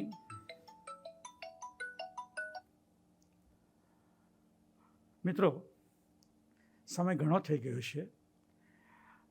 મારું વ્યાખ્યાન હું અહીંયા પૂરું કરીશ. આ વ્યાખ્યાનના 6 પેટા વિભાગ છે. એક વાત તરફ થોડોક ઇશારો કરું છું. બદલાતી ક્ષિતિજો નામનું જે પ્રકરણ છે, 1962થી માંડીને 1977 સુધીનો જે સમયગાળો છે, એમાં આ જીવનચરિત્રની અંદર જે પુપુલજી જયકર છે એણે 4 પ્રકરણો ઇન્દિરા ગાંધી ઉપર લખેલા છે. પુપુલ જયકર એક એવા સુશિક્ષિત સન્નારી છે કે ઇન્દિરા ગાંધીના 15 વર્ષની ઉંમરથી બેનપણી છે અને લંડનની સ્કૂલ ઓફ ઇકોનોમિક્સની અંદર ડબલ વિષયમાં ગ્રેજ્યુએશન થયેલા છે. એમના દાદા વિનાયક મહેતા એ કેમ્બ્રિજ યુનિવર્સિટીની અંદર સ્નાતક થયેલા છે અને જે સમયે મોટાભાગના ગોરા લોકો ઇન્ડિયન એડમિનિસ્ટ્રેટિવ સર્વિસમાં હતા એ સમયે આ વિનાયક મહેતા ઇન્ડિયન એડમિનિસ્ટ્રેટિવમાં સારી પોસ્ટ ઉપર કામ કરતા હતા અને એક કહી શકાય તેવા સિનિયર ઓફિસર હતા. આ પુપુલ જયકરે ઇન્દિરા ગાંધી ઉપર 4 પ્રકરણો લખ્યા છે. આ પ્રકરણમાં ઉપર આજે મને બોલવામાં થોડોક હિચકિચાટ થાય છે, પણ નિખાલસતાથી બોલીશ. આ 4 પ્રકરણોમાં કોઈ અતિશયોક્તિ ન થાય એટલા માટે આ 4 પ્રકરણો લખ્યા પછી પોપુલ જયકરે ઇન્દિરા ગાંધીને આ 4 પ્રકરણો વાંચી સંભળાવ્યા છે. અને આના 4 પ્રકરણો પોપુલ જયકરે જે કૃષ્ણમૂર્તિને પણ વાંચી સંભળાવ્યા છે. અને બંને લીલી ઝંડી આપ્યા પછી આ 4 પ્રકરણોને આ સ્થાન આપેલું છે. ખાસ કરીને આપણે 1972-71 બાંગ્લાદેશ સાથે લડાઈ કરી. ત્યાર પછી ઇન્દિરા ગાંધી અલ્હાબાદ હાઈકોર્ટનો ચુકાદામાં હારી ગયા. કટોકટીની જાહેરાત થઈ અને કલ્પનાતીત કહી શકાય એવી લોકશાહી વિરુદ્ધમાં ઇન્દિરાજાએ પગલું ભર્યું. ત્યાર પછી ચૂંટણી આવી, કટોકટી ગઈ, ઇન્દિરાજીનું શાસન ગયું. 18 મહિના સુધી જનતા દળની સરકારે ઇન્દિરા ગાંધીને જેટલા હેરાન કરી શકાય તેટલા હેરાન કરવા પ્રયાસ કરેલા. 28 પોલીસ કેસો ઇન્દિરા ગાંધી ઉપર કરવામાં આવેલા. એ કેસો સાચા હતા કે ખોટા હતા એવો મારો કોઈ કહેવાનો ભાવાર્થ નથી, પણ એક કેસ એવો ઇન્દિરા ગાંધી ઉપર દાખલ કરવામાં આવ્યો કે ઇન્દિરા ગાંધીએ કુકડાના 2 બચ્ચા ચોર્યા હતા. રાજકારણમાં લોકો કેટલા નીચ થઈ શકે છે એનો તમને નમૂનો આપું છું. અને એ સમયે ઇન્દિરા ગાંધી એકદમ નિરાશ થયેલા હતા, હતાશ થયેલા હતા. એમની સાથેના જે જોડીદારો હતા એ પણ એમનાથી પીઠ ફેરવવા લાગેલા હતા. અને એ વખતે આ પોપુલ જયકર ઇન્દિરાજીની સાથે રહેલા હતા. કટોકટીનો સમય હતો, વાણી સ્વાતંત્ર્યના હક ઝૂંટવાઈ ગયેલા હતા. અને એ સમયે કૃષ્ણમૂર્તિ યુરોપમાં હતા. કૃષ્ણમૂર્તિને ઇન્ડિયા આવવાનું હતું, પણ છાપાઓ દ્વારા એ ઇન્ડિયાના સમાચાર ત્યાં યુરોપમાં બેઠા બેઠા સાંભળતા હતા, વાંચતા હતા. અને કૃષ્ણમૂર્તિને એવું લાગતું હતું કે હું ઇન્ડિયામાં આવી અને કાંઈ બોલું તો હું તો શાસન ઈચ્છે મુજબ ન બોલી શકું, તો મારી ધરપકડ થાય. તો હું આવું કે ન આવું, આવો પત્ર પોપુલ જયકરને લખે છે. પોપુલ જયકર ઇન્દિરા ગાંધીના બહુ નજીકના માણસ, એટલે પોપુલ જયકર ઇન્દિરા ગાંધીને આ પત્ર આપે છે. અને ઇન્દિરા ગાંધી આ પત્રને વાંચે છે. પછી ઇન્દિરા ગાંધી પોપુલ જયકરને એમ કહે છે કે કૃષ્ણમૂર્તિની ભારતને જરૂરિયાત છે, એને બોલાવો. એને કોઈ પણ પ્રકારનો પ્રતિકૂળ થઈ શકે એવો કોઈ વ્યવહાર શાસન તરફથી નહીં થાય એની હું ખાતરી આપું છું. અને 4 વખત ઇન્દિરા ગાંધી અને જે કૃષ્ણમૂર્તિની વચ્ચે કટોકટીના સમય દરમિયાન જે કૃષ્ણમૂર્તિ અને ઇન્દિરા ગાંધીની વચ્ચે વાર્તાલાપ થાય છે. એ વખતે મારી ગધા-પચીસી ચાલતી હતી. હું વલ્લભની વિદ્યાનગરની અંદર ભણતો હતો અને હું સાબરમતીના જેલ સુધી જઈ આવ્યો છું. ભલું થઈ ગયું HM પટેલ સાહેબનું અને ડૉક્ટર દિલાવરસિંહ જાડેજા સાહેબનો પ્રતિપાર્ય વિદ્યાર્થી હતો. એટલે એ બંનેએ મને સાબરમતીના જેલમાંથી ભૂલથી મારી એરેસ્ટ થયેલો છે એવા બાના નીચે કટોકટીના સમયમાંથી મને બાદ. પણ હું ઇન્દિરા ગાંધીનો પ્રખર આલોચક હતો. કટોકટીના કાળની વખતની વાત કરું છું. આ જીવનચરિત્ર વાંચ્યું અને એ જીવનચરિત્ર વાંચ્યું ત્યારે મને અંદરનું જે રહસ્ય હતું, સામાન્ય રીતે ઇતિહાસકારોએ આ વાતની કોઈ નોંધ નથી લીધી અને લેશે પણ નહીં. એ વાત તરફ હું તમને ઈશારો કરવા માગું છું. જે કૃષ્ણમૂર્તિ ઇન્દિરાજીને એમ કહે છે કે આવી અમાનવીય કટોકટી નાખવાનું કારણ શું?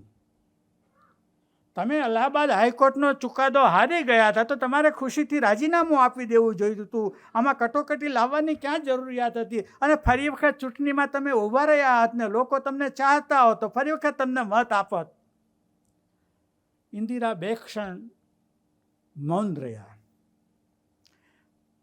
યાજ્ઞિક સાહેબ, આ ચર્ચા મારી દૃષ્ટિએ અતિશય અગત્યની છે. હું કોંગ્રેસનો 2 રૂપિયાનો સભ્ય નથી અને બીજી કોઈ પાર્ટીનો સભ્ય નથી, પણ એક ભારત દેશના નાગરિક તરીકે મને તટસ્થ રીતે વિચાર કરવાની ટેવ છે, એટલે હું આ વાત તમારે આગળ મૂકું છું. જયપ્રકાશ નારાયણ બહુ મોટું વ્યક્તિત્વ અને ઇન્દિરા ગાંધીને માટે પણ આદરપાત્ર કહી શકાય એવું વ્યક્તિત્વ. અને જયપ્રકાશ નારાયણ એ વખતે ઇન્દિરા ગાંધીની વિરુદ્ધમાં હતા. જે કૃષ્ણમૂર્તિ ઇન્દિરા ગાંધીને એમ કહે છે કે તમે કમસે કમ જેપીનું તો માર્ગદર્શન મેળવી શક્યા હોત. તમે જેપીને આદર આપો છો અને જેપી તટસ્થ માણસ છે. ત્યારે યાજ્ઞિક સાહેબ ઇન્દિરાએ મોઢું ખોલ્યું છે. અનિષ્ટ અને હિંસક પરિબળો જેપીના ખભા ઉપર ચડી બેઠા છે, એ જેપીને ખબર રહી નથી. અને જો હું જેપીને અનુસરું અને એ હિંસક અને વિઘાતક પરિબળોને હું જો છોટો દોર આપું, આ દેશનું કેટલું અધપતન થાય એની હું કલ્પના કરી શકું એમ નહોતી. અને તેથી મારે આ કટોકટી લાદવી પડી છે. હું જાણું છું કે મેં સિંહની પીઠ ઉપર સવારી કરી છે, કટોકટી નાખીએ. મારે આ સિંહની પીઠ ઉપરની સવારીથી નીચે ઉતરવું છે, અને ઉતર્યા પણ ખરા. અને પછી 18 મહિનામાં જનતા દળનું શાસન આવ્યું, અને 18 મહિનામાં એ જનતા દળનું શાસન પૂરું થયું, અને 1879માં કૃષ્ણમૂર્તિ ફરી વખત આવ્યા. અને ત્યારે ભારતનું જે અધપતન થયું, ત્યારે એ અધપતનના સંદર્ભે કૃષ્ણમૂર્તિએ આ પુસ્તકમાં એક વાક્ય લખ્યું છે, ભારત સૈકાઓથી કલ્પનામાં જીવી રહ્યું છે. ભારત સૈકાઓથી કલ્પનામાં જીવી રહ્યું છે. થોડોક ડાયવર્ટ થાવશું, માફ કરજો. મોક્ષ માટે કલ્પના સિવાય આપણી પાસે બીજું છે શું? ધર્મ માટે કલ્પના સિવાય આપણી પાસે છે શું? સ્વર્ગના સુખ માટે આપણી પાસે કલ્પના સિવાય છે શું? નર્કની પીડા માટે આપણી પાસે કલ્પના સિવાય છે શું બીજું? ભારત સૈકાઓથી કલ્પનાના આધાર ઉપર જીવી રહ્યું છે, અને એ એના અધપતનનું કારણ છે. ભારતે જો સુખી થવું હશે તો અવાસ્તવિક કલ્પના ઉપરથી વાસ્તવિકતા ઉપર આવવું પડશે. અને આજે 2025માં પણ આપણે વાસ્તવિકતા ઉપર આવવાને બદલે કલ્પનાની દુનિયામાં રાચી રહ્યા છીએ. આ આપણી સૌથી મોટામાં મોટી કમનસીબી છે. મિત્રો, આ વ્યાખ્યાનની મેં PDF બનાવી છે, આયોજકોને આપી દઈશ. વ્યાખ્યાન ઘણું અધૂરું છે, પણ આ વ્યાખ્યાનમાંથી તમે એટલી પ્રેરણા મેળવી હશે કે આ ઓરિજિનલ ગ્રંથ, જેમને અંગ્રેજી ભાષા આવડતી હોય તે પોપલ જયકરનું અંગ્રેજી જીવનચરિત્ર વાંચે, બાયોગ્રાફી વાંચે. પણ જેમની પાસે અંગ્રેજી ભાષા નથી તે હર્ષદ દવેનું આ ગુજરાતી ભાષાંતર વાંચે. યાજ્ઞિક સાહેબ, સવારે હું હર્ષદભાઈ દવેને ઓળખતો નહોતો. આજ સવારે ફોન આવ્યો મારા ઉપર, મને અભિનંદન આપતા હતા કે મારા પુસ્તકને ભલે કોઈએ મારા પુસ્તક સામે ન જોયું હોય, પણ તમે એ પુસ્તક ઉપર બોલવા તૈયાર થયા છે. હું મારો આનંદ તમને પ્રગટ કરું છું, અને જરૂર તમારા શ્રોતાઓને જે કૃષ્ણમૂર્તિને માટે કંઈક આદર નિર્માણ થશે. આ ઓરિજિનલ જીવન ગ્રંથને વાંચવાને માટે 5 માણસોમાં પણ જો જિજ્ઞાસા જાગી હશે તો હું આ વ્યાખ્યાનને સાર્થક માનું છું. ઉપનિષદના એક મંત્ર સાથે મારા વ્યાખ્યાનને હું પૂરું કરું છું. વિદ્યામ ચ યસ્તદ વેદો ભયમ સહ અવિદ્યયા મૃત્યુમ તીર્થવા વિદ્યયા અમૃતમ અશ્નુતે. આપણે બધા જ અમૃતના અનુરાગી બનીએ એવી શુભેચ્છા સાથે. આભાર. કોઈ પ્રશ્ન હોય, ખરેખર જીવનમાંથી ઉદ્ભવતો પ્રશ્ન હોય, આપણી ગૂંગળામણમાંથી ઊભો થયેલો પ્રશ્ન હોય, તો જરૂર એ પ્રશ્ન પૂછજો. મને જવાબ આવડતો હશે, આપી શકાશે તો આપીશ, અન્યથા હું કહીશ કે ભાઈ હું આ પ્રશ્નનો જવાબ નહીં આપી શકું. ખાલી કુતૂહલ ખાતર પ્રશ્ન નહીં કરતા. ઓકે. હા બેન, તમે કીધું કે માણસ બદલાતો નથી, તો આસક્તિ હોઈ શકે. આસક્તિ હા, આ બધી આપણી આસક્તિ છે તેની લીધે આપણે અંતરાય નડે. બરોબર છે બેન. એક વસ્તુ તમારી વાત સાથે સહમત છું કે આપણી અંદર કેટલીક આસક્તિઓ છે અને શ્રી કૃષ્ણે પણ આ જ વાત કરી છે. પ્રજહાતિ અદા કામાન સર્વાન પાર્થ મનોગતાન આત્મનિવાત્મના તુષ્ટ સ્થિત પ્રજ્ઞસ્તદોચ્યતે. આ જે આસક્તિ છે એ આપણને ખેંચી રાખે છે. આપણું જે ગુરુત્વાકર્ષણનું બળ પૂરું પાડે છે તે આપણી આસક્તિ પૂરી પાડે છે. પણ હું આગળ પ્રશ્ન પૂછું કે આપણે આ આસક્તિમાંથી મુક્ત શા માટે થઈ શકતા નથી? ઈશ્વરે તો આપણને સ્વતંત્રતા આપી છે. તમે ઈચ્છો તો આસક્તિમાં બંધાઈને રહો અને તમે ઈચ્છો તો આસક્તિમાંથી તમે મુક્ત થઈ શકો.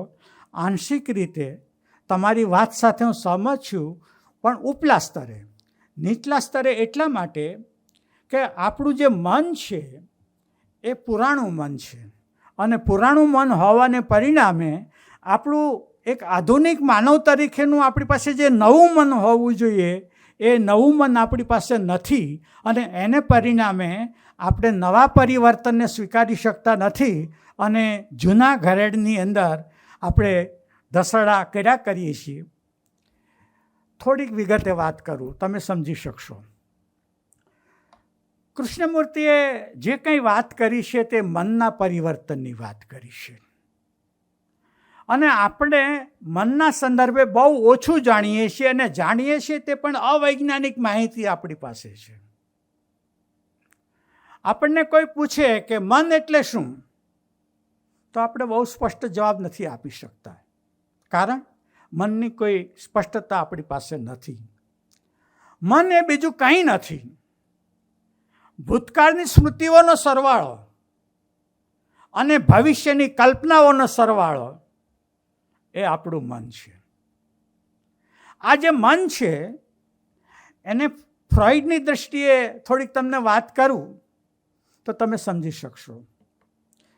બેન, આપણું જે મન છે એ શરીરનો કોઈ સ્થૂળ ભાગ નથી.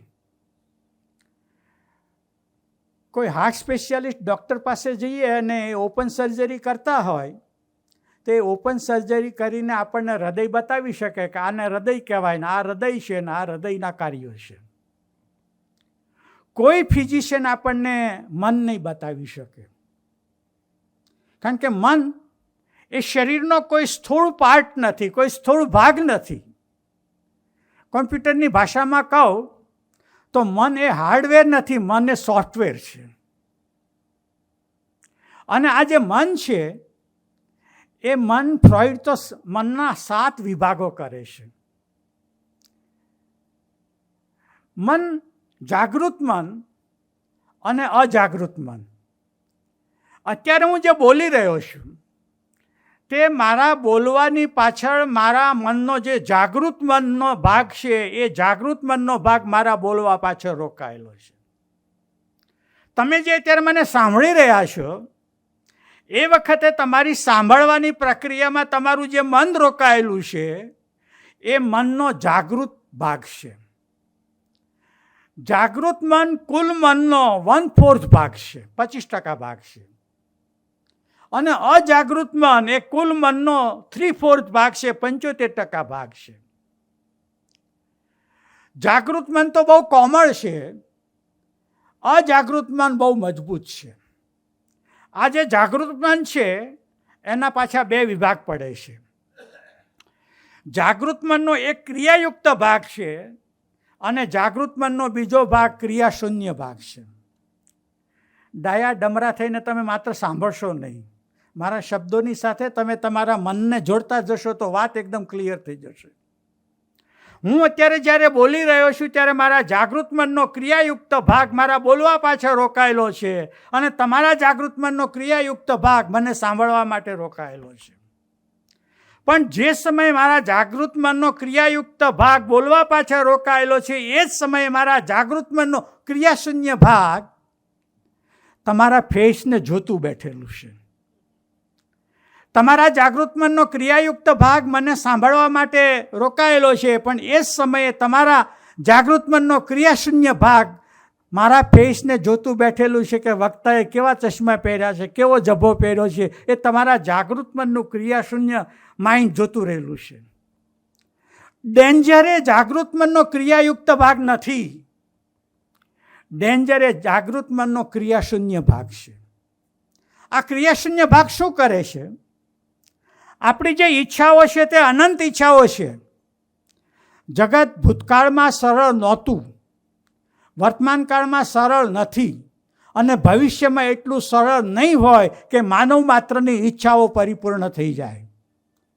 આપણી કેટલીક ઈચ્છાઓ પૂરી થાય છે અને કેટલીક ઈચ્છાઓ પૂરી નથી થતી. એ અધૂરી રહેલી જે ઈચ્છા છે એ જાગૃત મનના ક્રિયાશૂન્ય ભાગ દ્વારા અજાગૃત મનમાં ગોડાઉનમાં જતી રહી છે, અને અજાગૃત મનની અંદર આપણી પડેલી અતૃપ્ત ઈચ્છાઓ છે એ આપણા વ્યક્તિત્વને આકાર અને દિશા આપે છે. જ્યાં સુધી આ અજાગ્રત મનની અંદર પડેલી જે અતૃપ્ત ઈચ્છાઓ છે એને ડિલીટ ન કરી શકીએ ત્યાં સુધી આપણી પાસે મન ન આવી શકે, નવું મન ન આવી શકે, ત્યાં સુધી આપણે આસક્તિઓને જોડી ન શકીએ. અને એ ડિલીટ કરવા માટે એકમાત્ર સાધન છે નિરપેક્ષ ઓબ્ઝર્વેશન.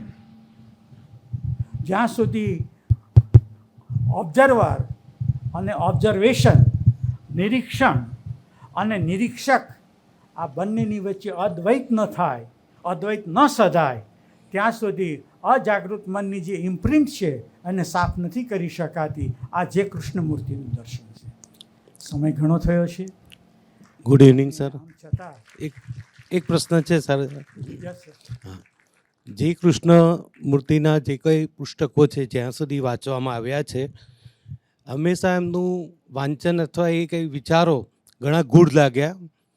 આપે આજે બહુ સરસ રીતે એમને સમજાવ્યા છે, અને જે કંઈ પણ થોડી સમજ પડી છે એમાં બે બાબતોની સ્પષ્ટતા કરીએ, એટલે મારે જરા ચર્ચા કરવી છે. એક તો તમે જે કૃષ્ણમૂર્તિ કહે છે કે ધર્મ પોતે જ એક વિભાજક છે, જ્યારે આધ્યાત્મિકતા સંયોજક છે. દેટ ઇઝ ફેન્ટાસ્ટિક, બહુ સરસ લાગ્યું.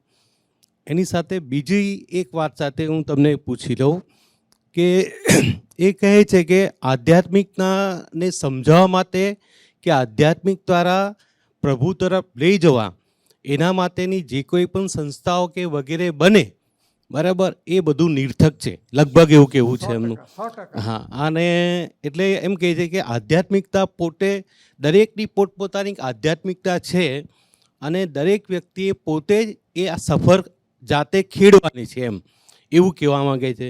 એમ આઈ રાઈટ? 100% સાચો. Thank you. અધ્યાત્મને માટે કોઈ પણ કેળો તૈયાર નથી, ના, કોઈ બધું. પણ રસ્તો તૈયાર નથી.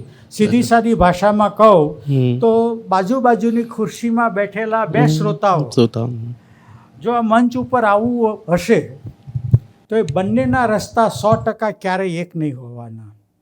સત્ય અનંત છે અને એને સંગઠિત કરી શકાય એમ નથી, અને એટલા માટે કોઈ એનો ચોક્કસ રસ્તો નથી. વ્યક્તિએ પોતે જ ચાલવાનું છે, અને વ્યક્તિ પોતે જેટલું ચાલશે એટલો જ રસ્તો બનશે.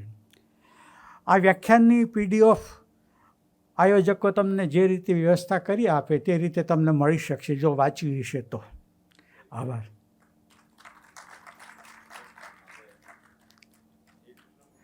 એક મિનિટ, મારા કાન નબળા છે, જરાક માઇક્રોફોન બેન આપી. નમસ્તે સાહેબ. જે કૃષ્ણમૂર્તિજીના જીવનમાં એવો કોઈ પ્રસંગ બનેલો કે જેના કારણે એમની અંતર્મુખી પ્રતિભા હતી એ એમણે આ રીતે વિચારો દ્વારા વ્યક્ત કરી, કે જેમ ગૌતમ બુદ્ધના જીવનમાં પ્રસંગ બને એવો? સૌથી પહેલાં તો કૃષ્ણમૂર્તિને થિયોસોફિકલ સોસાયટી દ્વારા જે આકાર અને દિશા આપવામાં આવી, એ આકાર અને દિશા આપવાનો રસ્તો નિશ્ચિત થયો કે અનિશ્ચિત થયો? હું તમને પ્રશ્ન પૂછું છું. ના, હું તમારું પરીક્ષણ કરવા નથી માગતો, પણ હું તમને એટલું જ કહેવા માગું છું કે એની બેસન્ટે અને ઓલકોટે કૃષ્ણમૂર્તિને જે આકાર આપવા માટેનો પ્રયાસ કર્યો થિયોસોફિકલ સોસાયટીના વિચાર મુજબ, એ રસ્તો જે કૃષ્ણમૂર્તિને ખોટો લાગ્યો છે, અને તેથી જ એમાંથી મુક્ત થયા છે. અને તેથી જે અંતર્મુખ કોઈ પણ બહિર્મુખી જે પ્રવૃત્તિ છે એ બહિર્મુખી પ્રવૃત્તિમાં જ્યાં સુધી કર્તા ભાવ, ગીતાના શબ્દો લાવું છું, અને જ્યાં સુધી કર્તૃત્વની ભાવના બહિર્મુખી પ્રવૃત્તિ સાથે જોડાયેલી છે ત્યાં સુધી બહિર્મુખી પ્રવૃત્તિ માણસને અંતરયાત્રા તરફ જવા ન દે. અને કદાચ અંતરયાત્રા તરફ ન જવા દે તો પણ બહિર્મુખી પ્રવૃત્તિ એ પોતાને આત્માનુભૂતિ તરફ ન લઈ જઈ શકે. આ જીવનચરિત્રના 3 પાત્રો એવા છે. એક તો એની બેસન્ટ પોતે, ત્યાર પછી બીજા પુપુલજી પોતે, અને ત્રીજું એક પાત્ર છે, નામ સ્મૃતિમાંથી જતું રહ્યું છે. હા, આ 3 વ્યક્તિઓ એવા છે કે સામાજિક કાર્યોમાં ગળા ડૂબેલા હતા.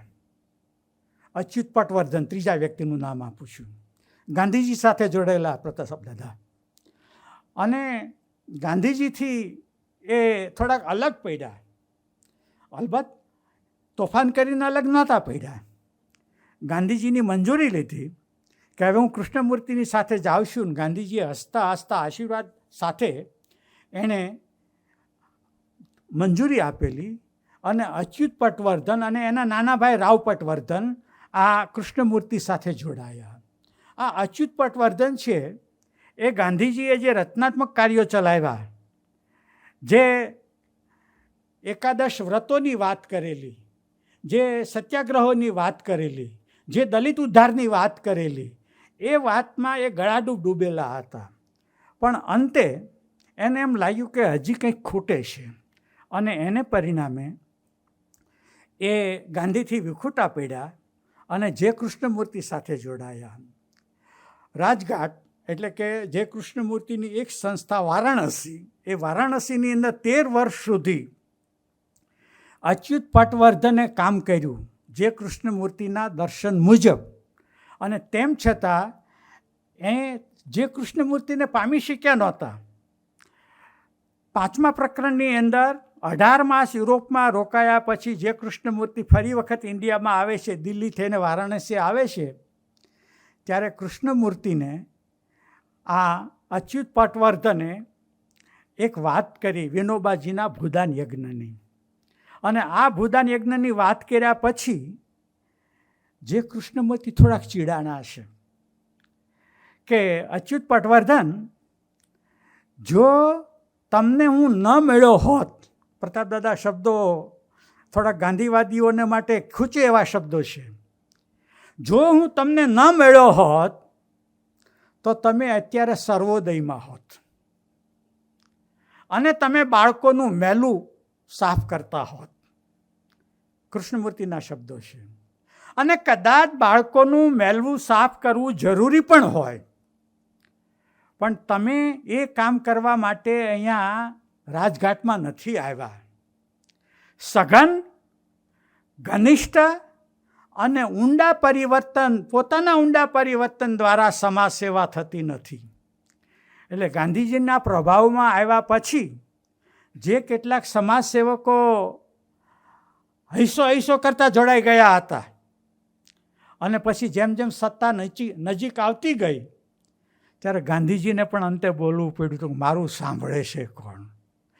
આ સ્વપરિવર્તન વગરનું વ્યક્તિત્વ સમાજ સેવા કરશે કે રાજ સેવા કરશે કે માનવ સેવા કરશે, એ હકીકતમાં તો અહંકારના સુશોભન સિવાય બીજું કાંઈ નહીં હોય. એટલે કૃષ્ણમૂર્તિને જે અંતરયાત્રા કરાવી એ બહિર્મુખી વ્યક્તિત્વની નિષ્ફળતાએ એને અંતર્મુખી વ્યક્તિત્વ તરફ. ઓકે, એક અંતર્મુખી સૂર્ય એવો પ્રગટ્યો, એનું તેજ એવું પ્રગટ્યું કે આપણા જેવા બહિર્મુખી બધા જ સૂરજમુખી એની તરફ વળી રહ્યા છે. આંતરચેતના તરફ જઈએ.